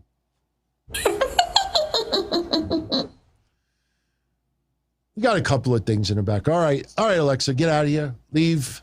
Bye. Shut up. Go by. 20 seconds is too much. Go by. 3, 2, 1, go. Okay. Let's put the other call number up here. I didn't take it off Do Not Disturb yet. So you could call either number on your screen. I will open the phone lines now, and we'll do calls for... I know I originally said 30 minutes. We'll probably do like 25. So 225-366-8669 or 833-366-8686. That number in the left-hand corner is a toll-free number.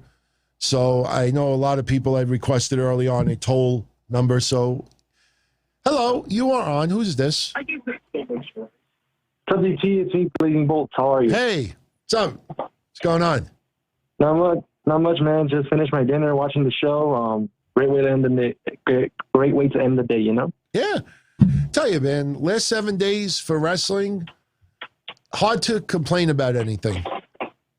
Really hard to complain. I mean, look, Goldberg probably triggered people more than anything, and Chris Cross, Karrion Kross losing. But if that's the worst of it, I think we had a pretty good week. Well, for me, I was working on Saturday, right, and Slammiversary was happening. And during my lunch break, my social media pops up, and it says Jay White, who is my favorite wrestler. It says Jay White arrived at Slammiversary to face Kenny Omega. I'm like, holy shit! I was full of excitement, DT. Jay White, we mentioned it briefly earlier. Great surprise for Impact Wrestling. Obviously, a hired gun. Which is fine. It's keeping Impact really, really interesting with the added names. I think it's a concern 6 months from now. A lot of the names you see may not be there anymore. But, the big question is, how would Impact Wrestling fans feel if Jay White was the one to take the title off of Kenny Omega and not someone who is an Impact Wrestling regular? I kind of think that you would be totally fine with it, and I think a lot of people would be as well. But what do you think? Do you think Jay White should be the one to dethrone Omega, or should it be someone else? In my opinion, if you're gonna go all out, I'm the type of person that says, go big or go home. So I'm like, if Kenny Omega's a champion, who better to get the first defeat than Jay White? Because if you think, in my opinion, I think right now Jay White is better than Kenny Omega. There's some people that I know that agree with you on that. Sure. It's because good. Oh, sorry to cut you off, but to be honest, for example, me, I didn't watch WrestleMania. I rewatched his Jay White's main event match against Kota Ibushi from this year's Wrestle Kingdom. That's how good it was. Yeah. The storytelling was there, the psychology was there. It made sense, and they put it all together, and it was worth it. I was amazed by it. Jay White proved right there that he has it. That's how good he is. Impact Wrestling fans have to really start speaking up about Jay White, especially because, look, I'm not as big of an Impact fan as you and a lot of others out there, but one thing I do know is that a lot of fans, they were very excited about Kenny Omega and AEW's involvement early on. Then it got, I think, a little bit tiresome for some. And then when it felt like, okay, we understand Rich Swann not getting the belt, but when Moose had the opportunity and didn't get it, and then that weird situation of doing the match in Daly's place, and then Sami Callihan, which was an interesting storyline, and he doesn't get it. I think Impact Wrestling fans are looking at their roster and they're like, who is going to be the person to do it? And Jay White may be that answer. But the Impact Wrestling fans have to express it, and they have to speak up about this. Let Impact Wrestling know how cool it is to have Jay White in that company. Don Tony, sorry to cut you off. I was going to say, I remember when Jay White and Kenny faced off for the USA Championship back in New Beginning in 2018, and to me, that was a classic. Because at that time, Omega was at his highest. Jay White was an up-and-coming, but Rocky Romero even says it on commentary every single time Jay White is in a match. He wrestles like a veteran. He doesn't wrestle like a young lion. He wrestles like he wrestles like he already knows what he's gonna do. He's like natural. Like he doesn't force things. He reminds me a lot of Triple H of 2000, to be honest. You think Jay White, if he ended up beating Omega for that title, you think it should happen before AEW's pay-per-view or after? If you're gonna do something big in 2021. Do it at your biggest show. Yeah. Either Josh Alexander or Jay White, in my opinion. I don't look, Josh Alexander, I like him and there's a great story behind it, and he is very well liked online. I don't know if Josh Alexander is the answer after this whole giant run by Kenny Omega for this last 8 or 9 months, 8 months. Sorry to cut you off, BT, but the reason I'm saying Josh Alexander is because you have to think about your future. Like if you're gonna, it's like the Royal Rumble. You want somebody that's up and coming, right? You're not just gonna make, you're not gonna make somebody else that's already like a superstar level win the Royal Rumble continuously, right? You want somebody that's up and coming and young in the future of the company. Yeah. So I'm like, Josh Alexander's a pretty good damn pro wrestler, from what I've seen. Yeah. What about Jay White beating Omega and then Josh Alexander beating Jay White? That's fine with me. That's fine with me. It makes a lot of sense. Yeah. By the way, I'm not a Impact fan. I'm more of a New Japan fan. Yeah. Okay. All right. Yeah. Look, I mean, it's nice. I mean, it's like I said, it's a great time to be a wrestling fan. And I absolutely love the fact that, it's not just everybody focusing only on AEW or WWE, because there's a lot of people that fall into that, especially shows that they won't recognize New Japan or MLW or NWA or Impact Wrestling or Ring of Honor or the others. They will just focus on the big two because that gives them the most conversation, and that's it. So this is pretty cool. Can I ask you 2 questions real quick? Sure. Because I know, you're short on time. Okay, first question.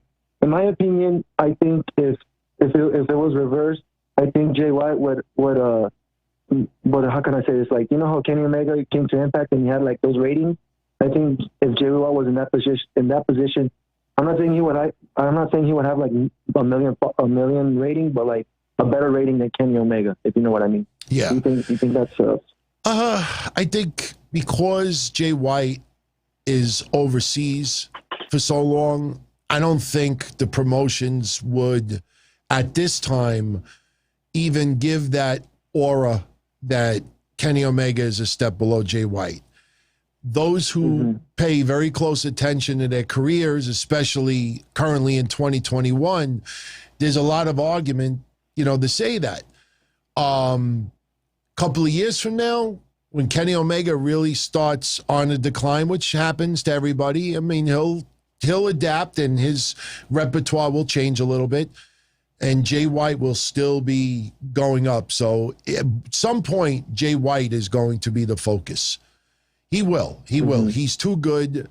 He's got that really strong following, almost like a cult following. And a lot of fans are only going to get introduced to him now. So look, you don't want him peaking now when so many people have only heard of him but never really saw him. So now is his time to start, leapfrogging to the top. Let's hope he stays in the States for a while. And my second question is, I'm going to the Resurgence show for New Japan in LA in August coming up. And it's my second event, pro wrestling event I'm going to attend. And after seeing Jay White, appearing in Impact, I'm like, man, if I was New Japan, I would have had Jay White versus Kenny Omega and Resurgence at the Coliseum in LA. That's what I would have done. That's just me. Did they announce? What would you have? Did they announce who Jay White's going to face, or if he's even going to be on it? Yes, he will defend his never openweight championship against David Finlay. Okay. I'll say this: if the fact that they're not even leaning towards that as a possibility for that show, it makes me think even more that Jay White might end up facing Kenny Omega in Impact.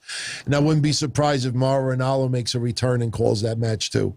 So it would have been an awesome match to have there, but I think they're probably going to save it for the Impact pay-per-view. Oh, okay. Yeah, most definitely. Yeah. I can see your point, definitely. Well, thank you, DT. It's always a pleasure talking to you, man. Same here, my friend. Have a good night. You too, as well. Right. Too sweet, good brother. Be well. Very cool. Absolutely. I'm telling you, no BS, man. I love when someone calls in and shows love for someone other than your usuals, your typicals, the Roman Reigns, the Kenny Omega. I'm not saying that those guys, there's anything wrong with them, but, it's refreshing to hear, people really broaden their base as far as watching wrestling. That's why I say if AEW sucks so much to some people and Raw sucks and NXT is not that appealing, why still only limit yourself to one promotion? So let's take another call. Hey, you're on. Who's this? This is Mark Anderson. Hey, Mark. Good evening. Hey, good evening, Don Tony. So, of course, AEW is signing Daniel Bryan and CM Punk. But the CM Punk one interests me the most because I'll tell you what, AEW will do anything possible to get CM Punk. If CM Punk wants creative control, they'll give creative control. They'll give him creative control. They'll give CM Punk anything he wants and anything he needs. They'll do anything to get him. They'll give him some creative control. I mean, I think that, there's an old saying that people know where their bread is buttered. And if Tony Khan is going to overpay for CM Punk, which is going to happen. Now, if CM Punk ends up boosting the ratings more, if CM Punk has some awesome matches, if CM Punk has some great feuds, no matter what the price Tony Khan paid, for Tony Khan, he may feel money well spent. CM Punk has not wrestled. CM Punk has always gave the feeling that if he didn't return, he's content with it. So you got to make an offer that CM Punk can't refuse. I think money obviously is the number one factor. They'll give him some creative control, but there's no way that Tony Khan is going to give him the level of control that it starts, if, it could affect.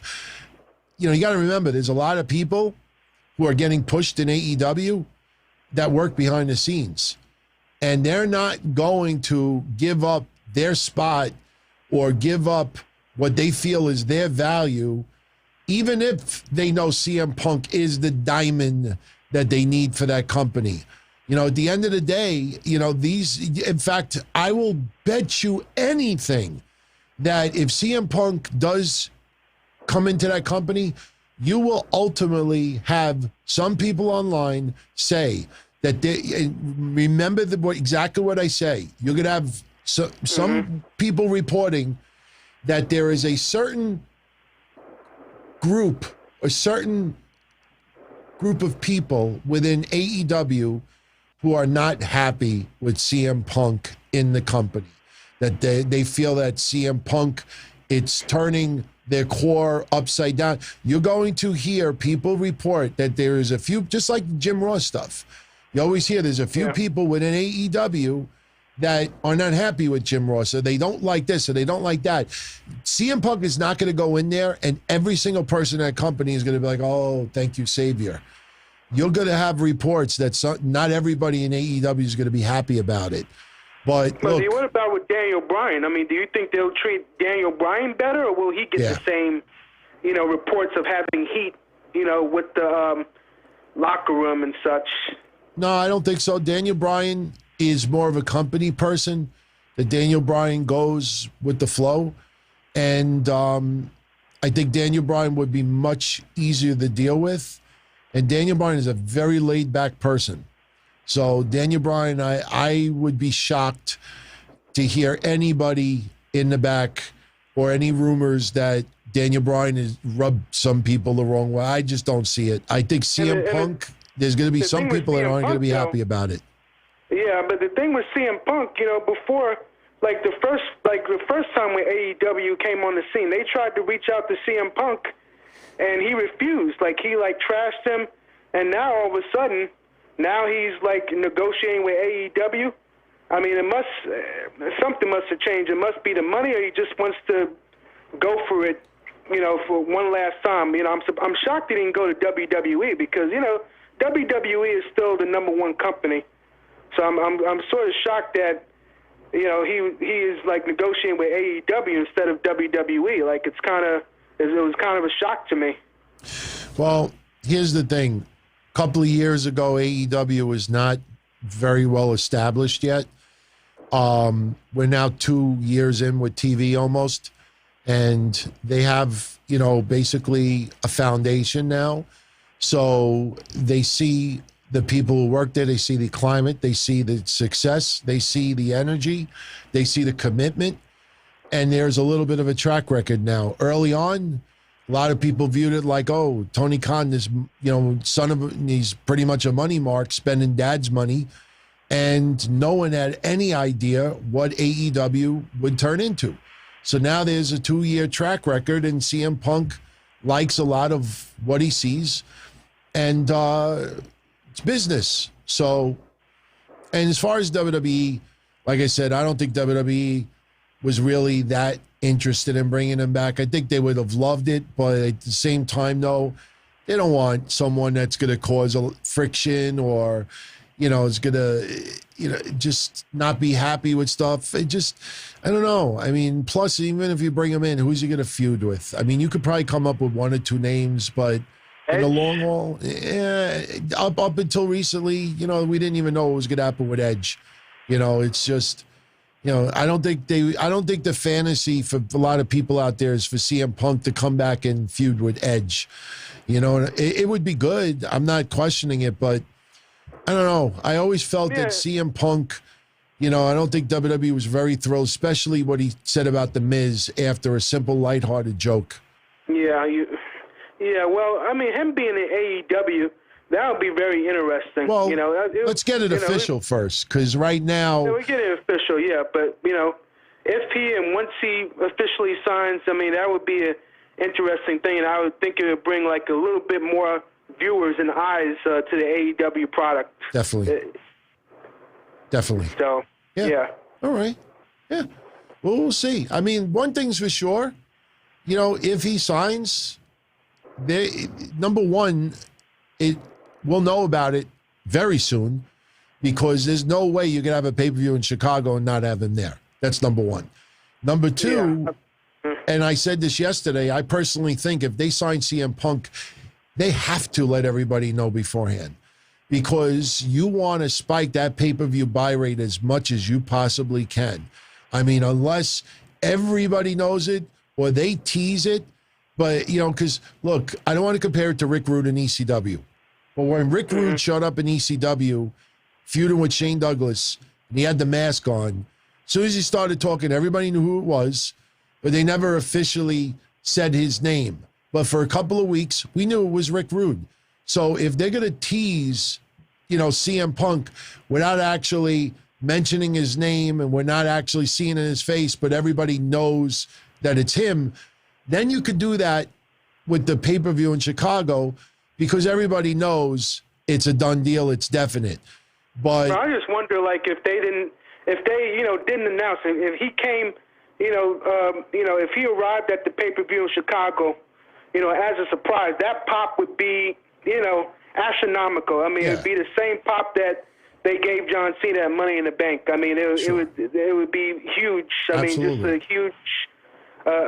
huge shock. Yeah. Like, you know, I mean, I think, you know, you have a point, you know, them promoting CM Punk in order to boost that rating, but him coming out as a surprise, I think that would be like, the shock would be like even more higher, like the buzz on the internet, social media. It would even be more like a OMG moment. That's what it would be. Well, we won't have too much time to wait, but if it happens, you know, we'll definitely pick up on the conversation and see where it goes.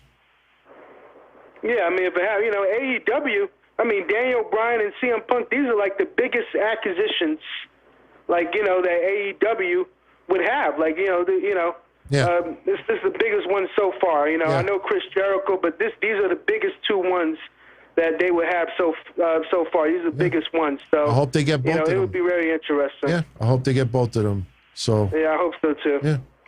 All right, my friend. Thank you for calling. All right, in. Don Tony. Have a good night, Mark. You too. Be well. Take care. You too. I think most of us would be very excited to see them both in. Anybody online that doesn't like it or think it's wasted money, they have a right to their opinion, but I don't think you could do anything to please them. Hey, you're on. Who's this? Oh, we lost him. Don't worry, everyone. There's about like 9 people on standby, so we shall connect in 3, 2, 1. Good evening. You're on. Who's this? Hey, Don Tony. How's it going? Hey, what's going on? Hey, it's Steven. I called last time, remember? Okay.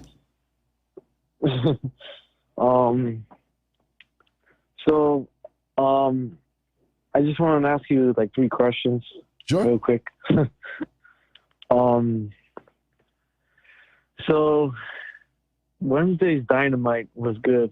But I don't know if you saw, there's a video before it was starting. Tony Khan said, "We're not a performance center." Did you see he said that? I was in a chat room earlier and somebody made some remarks, and I mean, honestly, I don't pay much attention to it.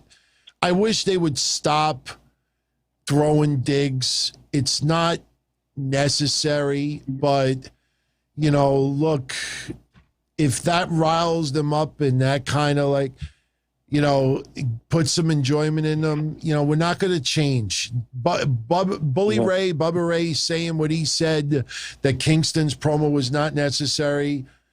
Like I said, none against Bully Ray or Bubba Ray. But when he called out Kingston on that, he never called out AEW for professionally producing that segment and putting it on YouTube.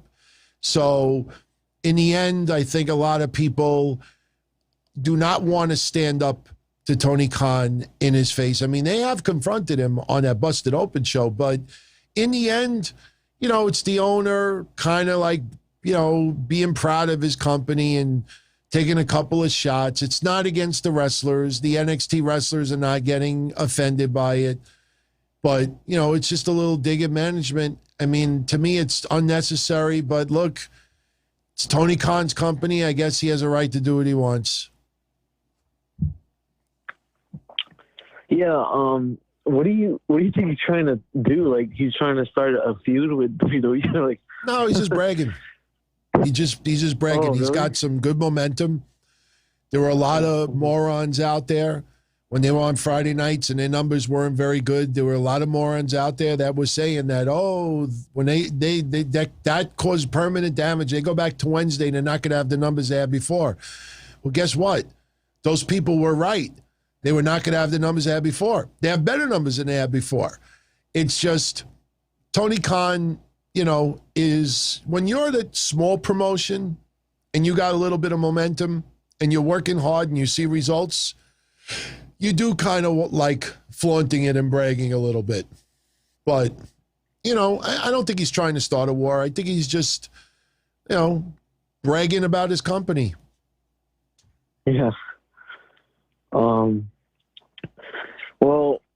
My second question was that there's a rumor I heard that The Rock is gonna be back at Survivor Series. So what do you think of that? Is that on your mind? It's just a rumor right now. It's just a rumor. Yeah. I saw that report. Like I said, when there's a word in it that ends in LY, it just they're guessing. Look, I think everybody with half a brain has figured out that if The Rock or Cena or Lesnar or somebody's going to return, it's likely going to be at a very big event. And, the next big event for WWE outside of SummerSlam is Survivor Series. There are other pay-per-views, but they're thinking Survivor Series, somebody has to make a surprise return. And just by process of elimination, there's not many names out there to choose from. So that's somebody's guess. And then if it doesn't happen, that same site will say, The Rock was supposed to originally debut at Survivor Series, but there was a change in plans. And you know why they do that? Because they know Vince McMahon or Triple H, they're not going to go public and say, you guys are a liar. He was never set for Survivor Series. They know they can make claims because no one in WWE is going to step up and call him out for lying. So they do that. That's how the game is played. Yeah, I mean, it would be really interesting seeing him back, Yeah. Oh, he'll be back. Yeah. He'll definitely be back. Yeah. WWE's got crazy, crazy profits going on. They can afford it, and they want to ride this momentum, and they're going to ride it right into WrestleMania next year. My third question was, next month is August, and we have a big time schedule for wrestling this next month. I mean, is there like anything you're looking forward to, like Don-Tony? I'm looking forward to every event, every day of the week that has wrestling, because, like I said, there's a lot of stuff still going on with COVID. It's going to be around for a few years, and we just got to try to still continue to live life as normal as possible. And wrestling, I expect some shows to be canceled in some areas or postponed, because if some areas, because there are states, a lot of people don't think about this, there are some states in the United States that have very low numbers as far as people being vaccinated, you will see some promotions postpone some events. It's not, completely 100% back to normal. There's going to be some issues like that. But as far as live fans back and now storylines progressing at a rapid pace because of making up for that year and a half and trying to maximize as many people to buy as many tickets as possible and as many subscriptions. And so I'm looking forward to every single week. Every single week, something should be going on big in wrestling. So I'm just looking forward to tomorrow and then Monday, and then I'm just looking forward to every day that's going on. Yeah, I've been seeing cases go up in some states. I'm kind of worried, but that might not happen, right? And it's happening. I mean, a third of the country is not vaccinated. That's 100 million people. Yeah. It's 100 million people. I mean, it's no joke. It's not going to go away for a very long time. You're not going to suddenly convince even 20 million of those people to suddenly change their views entirely and get vaccinated. It's not going to change overnight. So I got vaccinated in February. I'm still careful, and that's the best I could do. So you got to just be careful. Yeah. It was nice talking to you. Yeah, same here, my friend. Don't be a stranger. Have a good night. Have a good night. Take care. Yeah, listen, everyone, seriously, with that COVID stuff, I don't keep bringing it up, but, we talked about this a year and a half ago almost, that a third of the country was not going to be vaccinated. I mean, when you have 100 million people not vaccinated, there's no magic bullet that suddenly the virus is going to pack their bags and go to a different country. It doesn't work that way. Thank God these vaccines are protecting, especially Moderna. I got lucky. I went with Moderna in February, just did not have the right vibe about Pfizer. And the J&J I never was interested in at all. So the fact that the Moderna seems to be, pretty good against the variants, I feel good about it, but it sucks, man. It sucks. So, yeah, we'll take one more call. Why not? Don't forget, Monday, I'll be back here with Mish. We'll take some calls on Monday. In fact, I think Monday is going to be a majority of call-ins because we're going to talk about Raw, but, Raw, Cena will be there again on Monday. I have a feeling he may even have a little bit of a skirmish with someone. I don't know if he'll have a match, but, he'll be back, and I think Becky Lynch has got to return. She's got to. They teased it 2 times in a row. Let me take this Do Not Disturb off. That would help so somebody could call in. But Becky Lynch, 2 weeks in a row, getting those chants. WWE knows those chants are there. They're playing into it. So she's got to make the return. I think this Monday has to be the date. If it's not this Monday, it has to be the Monday after. And if they don't do it, you're going to have a lot of pissed off fans online. So, all right. Some having a little issue with this Do Not Disturb thing. I have people flashing missed calls, and the Do Not Disturb is off. So I'm going to reset this. We'll try it one more time. If it doesn't connect, then we will just call it.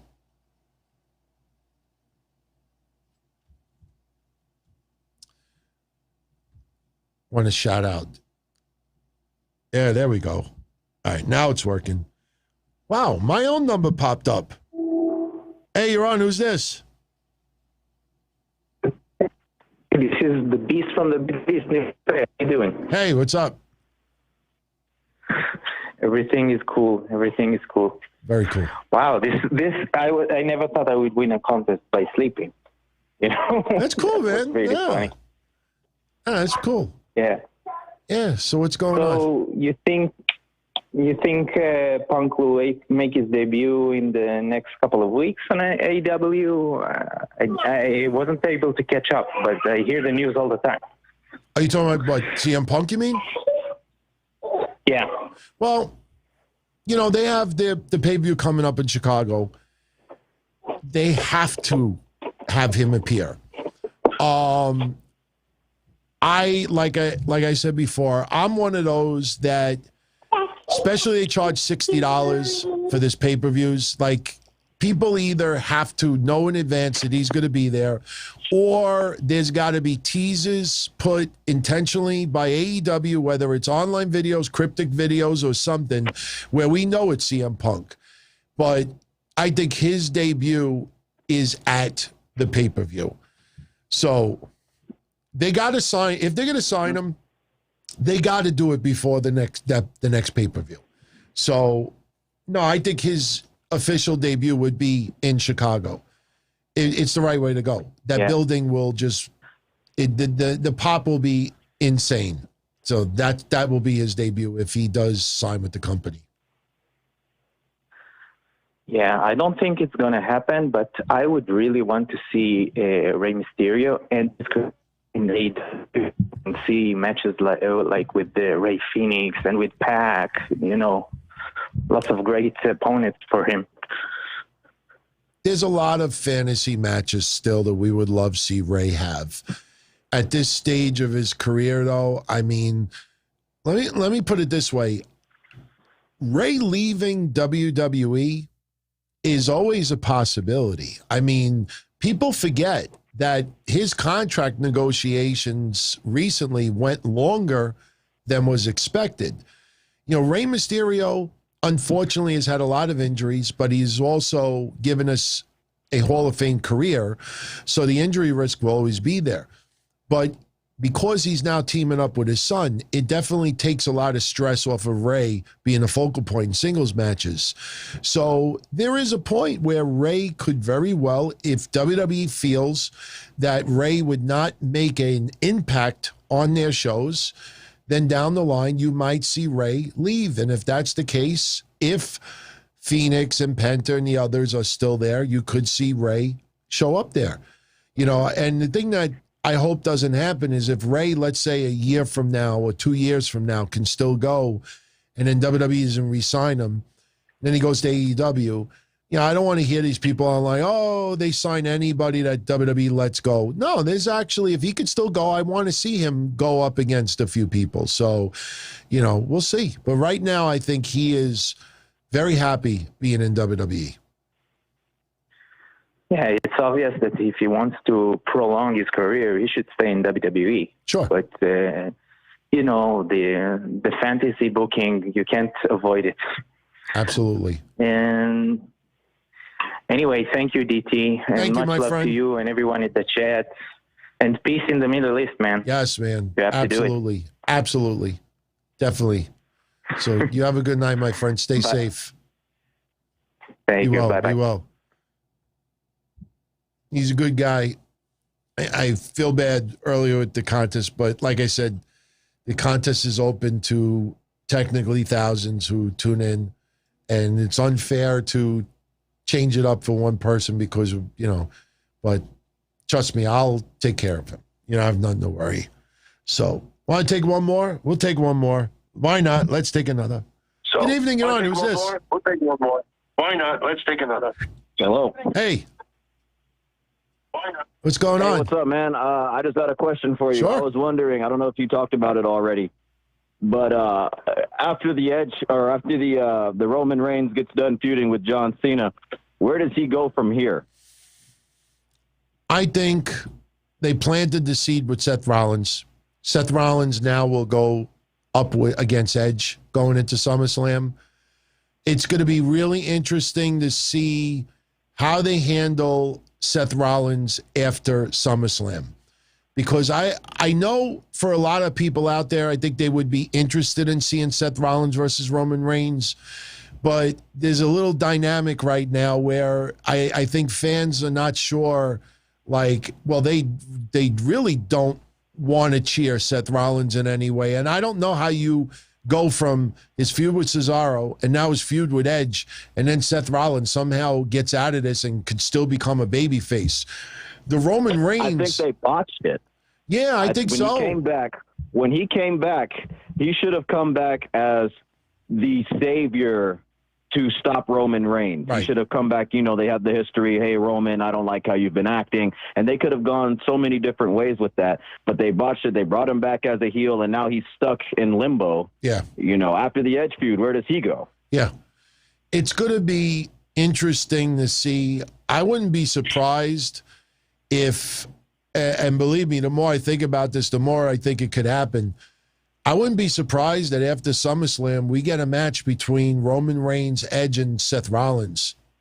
So there's at least one baby face in there, and Edge kind of gets a rematch. I know this would be the third match with Roman Reigns and Edge involved, but, they do work well together. And, you look in the history, I mean, how many times did we see Cena and Edge go at it? How many times do we see Cena and Orton go at it? I mean, we have seen people fight across 3 pay-per-views.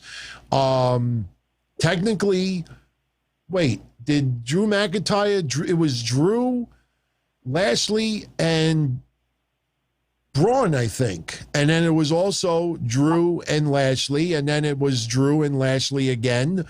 So, we could very well end up with a 3-way or a 4-way after SummerSlam. But I think overall, Big E is the wild card. I think Big E is going to end up on Raw. But if he ends up on Raw and does not successfully win the belt against Lashley, Big E could possibly end up back on SmackDown. I don't. But then again, he could feud with Lashley, and then they're going to have the draft in October. So maybe we get through SummerSlam. Reigns? Huh? Who can dethrone Reigns? I think I originally said Big E.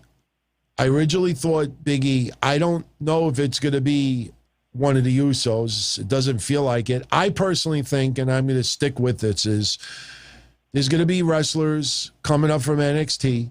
There's going to be wrestlers from Raw drafted to SmackDown. I think you get through SummerSlam. Then the next pay-per-view after that, they might do a 3-way or a 4-way, and then we should be right in the draft. I think it's very possible that somebody who is currently on Raw ends up dethroning Reigns for that championship. I have a feeling Reigns keeps that belt into the draft, and we got to see what happens with Big E and Bobby Lashley. I think that's kind of a wild card, but maybe Brock Lesnar makes his return. Maybe Lesnar makes his return and that's maybe the only thing. Yeah, it could end up being something like that. But I think right now he keeps the title at least into the draft. I think Roman's keeping the title till Mania. Oh yeah, no, it wouldn't surprise me either. But at least into the draft. This way, at least we can get a better idea of who he's going to feud with. The thing with Lesnar, though, is if Lesnar ends up taking that title off of Roman Reigns, it's going to be abrupt. I think there ain't no 2-3 month storyline that's going to be built leading up to a match between those two. If Brock ends up taking the belt from him, he's going to show up, attack him, a match is going to be set, and that is it. But Heyman will turn. Yeah, I wouldn't be surprised. But then that would turn Roman back babyface, which he's been doing so well as a heel. That doesn't make much sense either. Yeah. There's a lot of things that are unknown right now, but I think the draft is going to play a big part in as to who is going to dethrone Reigns for that title. Right. Yeah. That's all I wanted, DT. Thanks for taking my call, man. You're welcome. Much Have a love. good night. Thanks for calling in. You too, man. Thank you. Take care. There's some great calls, man. Some great calls. I mean, obviously we have to start wrapping up the show. We got tomorrow. It's already 1 a.m. over here. But, I love when we have some great conversation. I mean, what I like about the calls, and I know some of the names, in fact, I put it back on do not disturb. Some names, I've called in multiple times, but they do ask a lot of very good questions, and I know that a lot of it is on your minds also. So some really good combo there. But I think I'm going to start wrapping it up. So shout out to AS7607. I know I left your name up there a little bit extra. It's all good. It's all good. I shouted out the commanders of the Donzilla Army earlier. I want to give a shout out also to our great channel members. I know you can't see it. I know that sounds kind of like a Cena reference, but I will tell you right now what we are up to as far as subscribers. We are at 19,983. So we are 17 away. And who knows? Maybe we upset somebody tonight. Maybe they unscribe and the number gets bigger. But I truthfully think by Monday, by next week, we'll hit 20,000. Then we got to figure out what we're going to do about it. You know, I mean, I know Joe Cronin stopped by yesterday. Shout out to him. He and I are going to do a little back-to-back collaboration. I'll appear on his channel. He'll appear on mine. We'll have show discussion. You probably will be able to send in topics or questions you want us to cover. I know there's a lot of other podcasters out there, video, that you'd like to see me interact with. You know, it really, the ball is in their court. Me, I'm down. But the ball is in their court. And, you know, there's some people out there that I know a lot of you would like to see. But, you know, I don't see them reaching out at all. And I'm not going to play this ego thing like, oh, if he wants to do something, then he's got to get in touch with me. You know, I'm the new kid on the block. So I'm not going to, you know, ring the doorbell and say, hey, could I come in? You know, so we'll see. We'll see. But great night, man. Thank you as always. Love doing these shows for all of you. And I can't thank you enough for standing by our side of what we do. It just gives us an incentive to go even harder. And, you know, it's been a really, really fun 7 days of wrestling. Seriously. From last Wednesday's AEW to Friday SmackDown, Money in the Bank, Raw, last night's AEW, NXT the day before was decent. Really can't complain too much with that. It's been and we didn't even, and I left out Slammiversary, you know, and I left out Impact tonight, which I have not checked out yet. I mean, my God, if you could not get into the last 7 days. Let me put it this way. After 7 days of everything that we saw in the wrestling world, if you are still stuck on Goldberg and Karrion Kross losing on Raw, you seriously got to reevaluate your fandomhood as far as wrestling goes.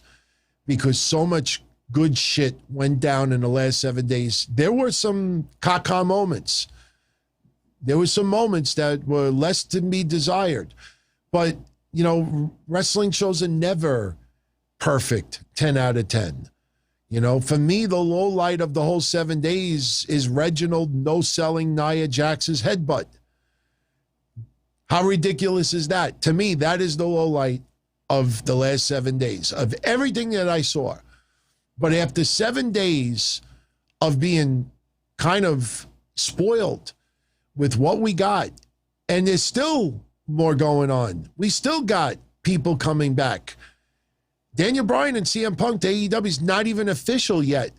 So we're just touching the surface. My God, with the conversations we're going to have in the next couple of months, you know, you can't help but to be excited. So everyone, have a great night.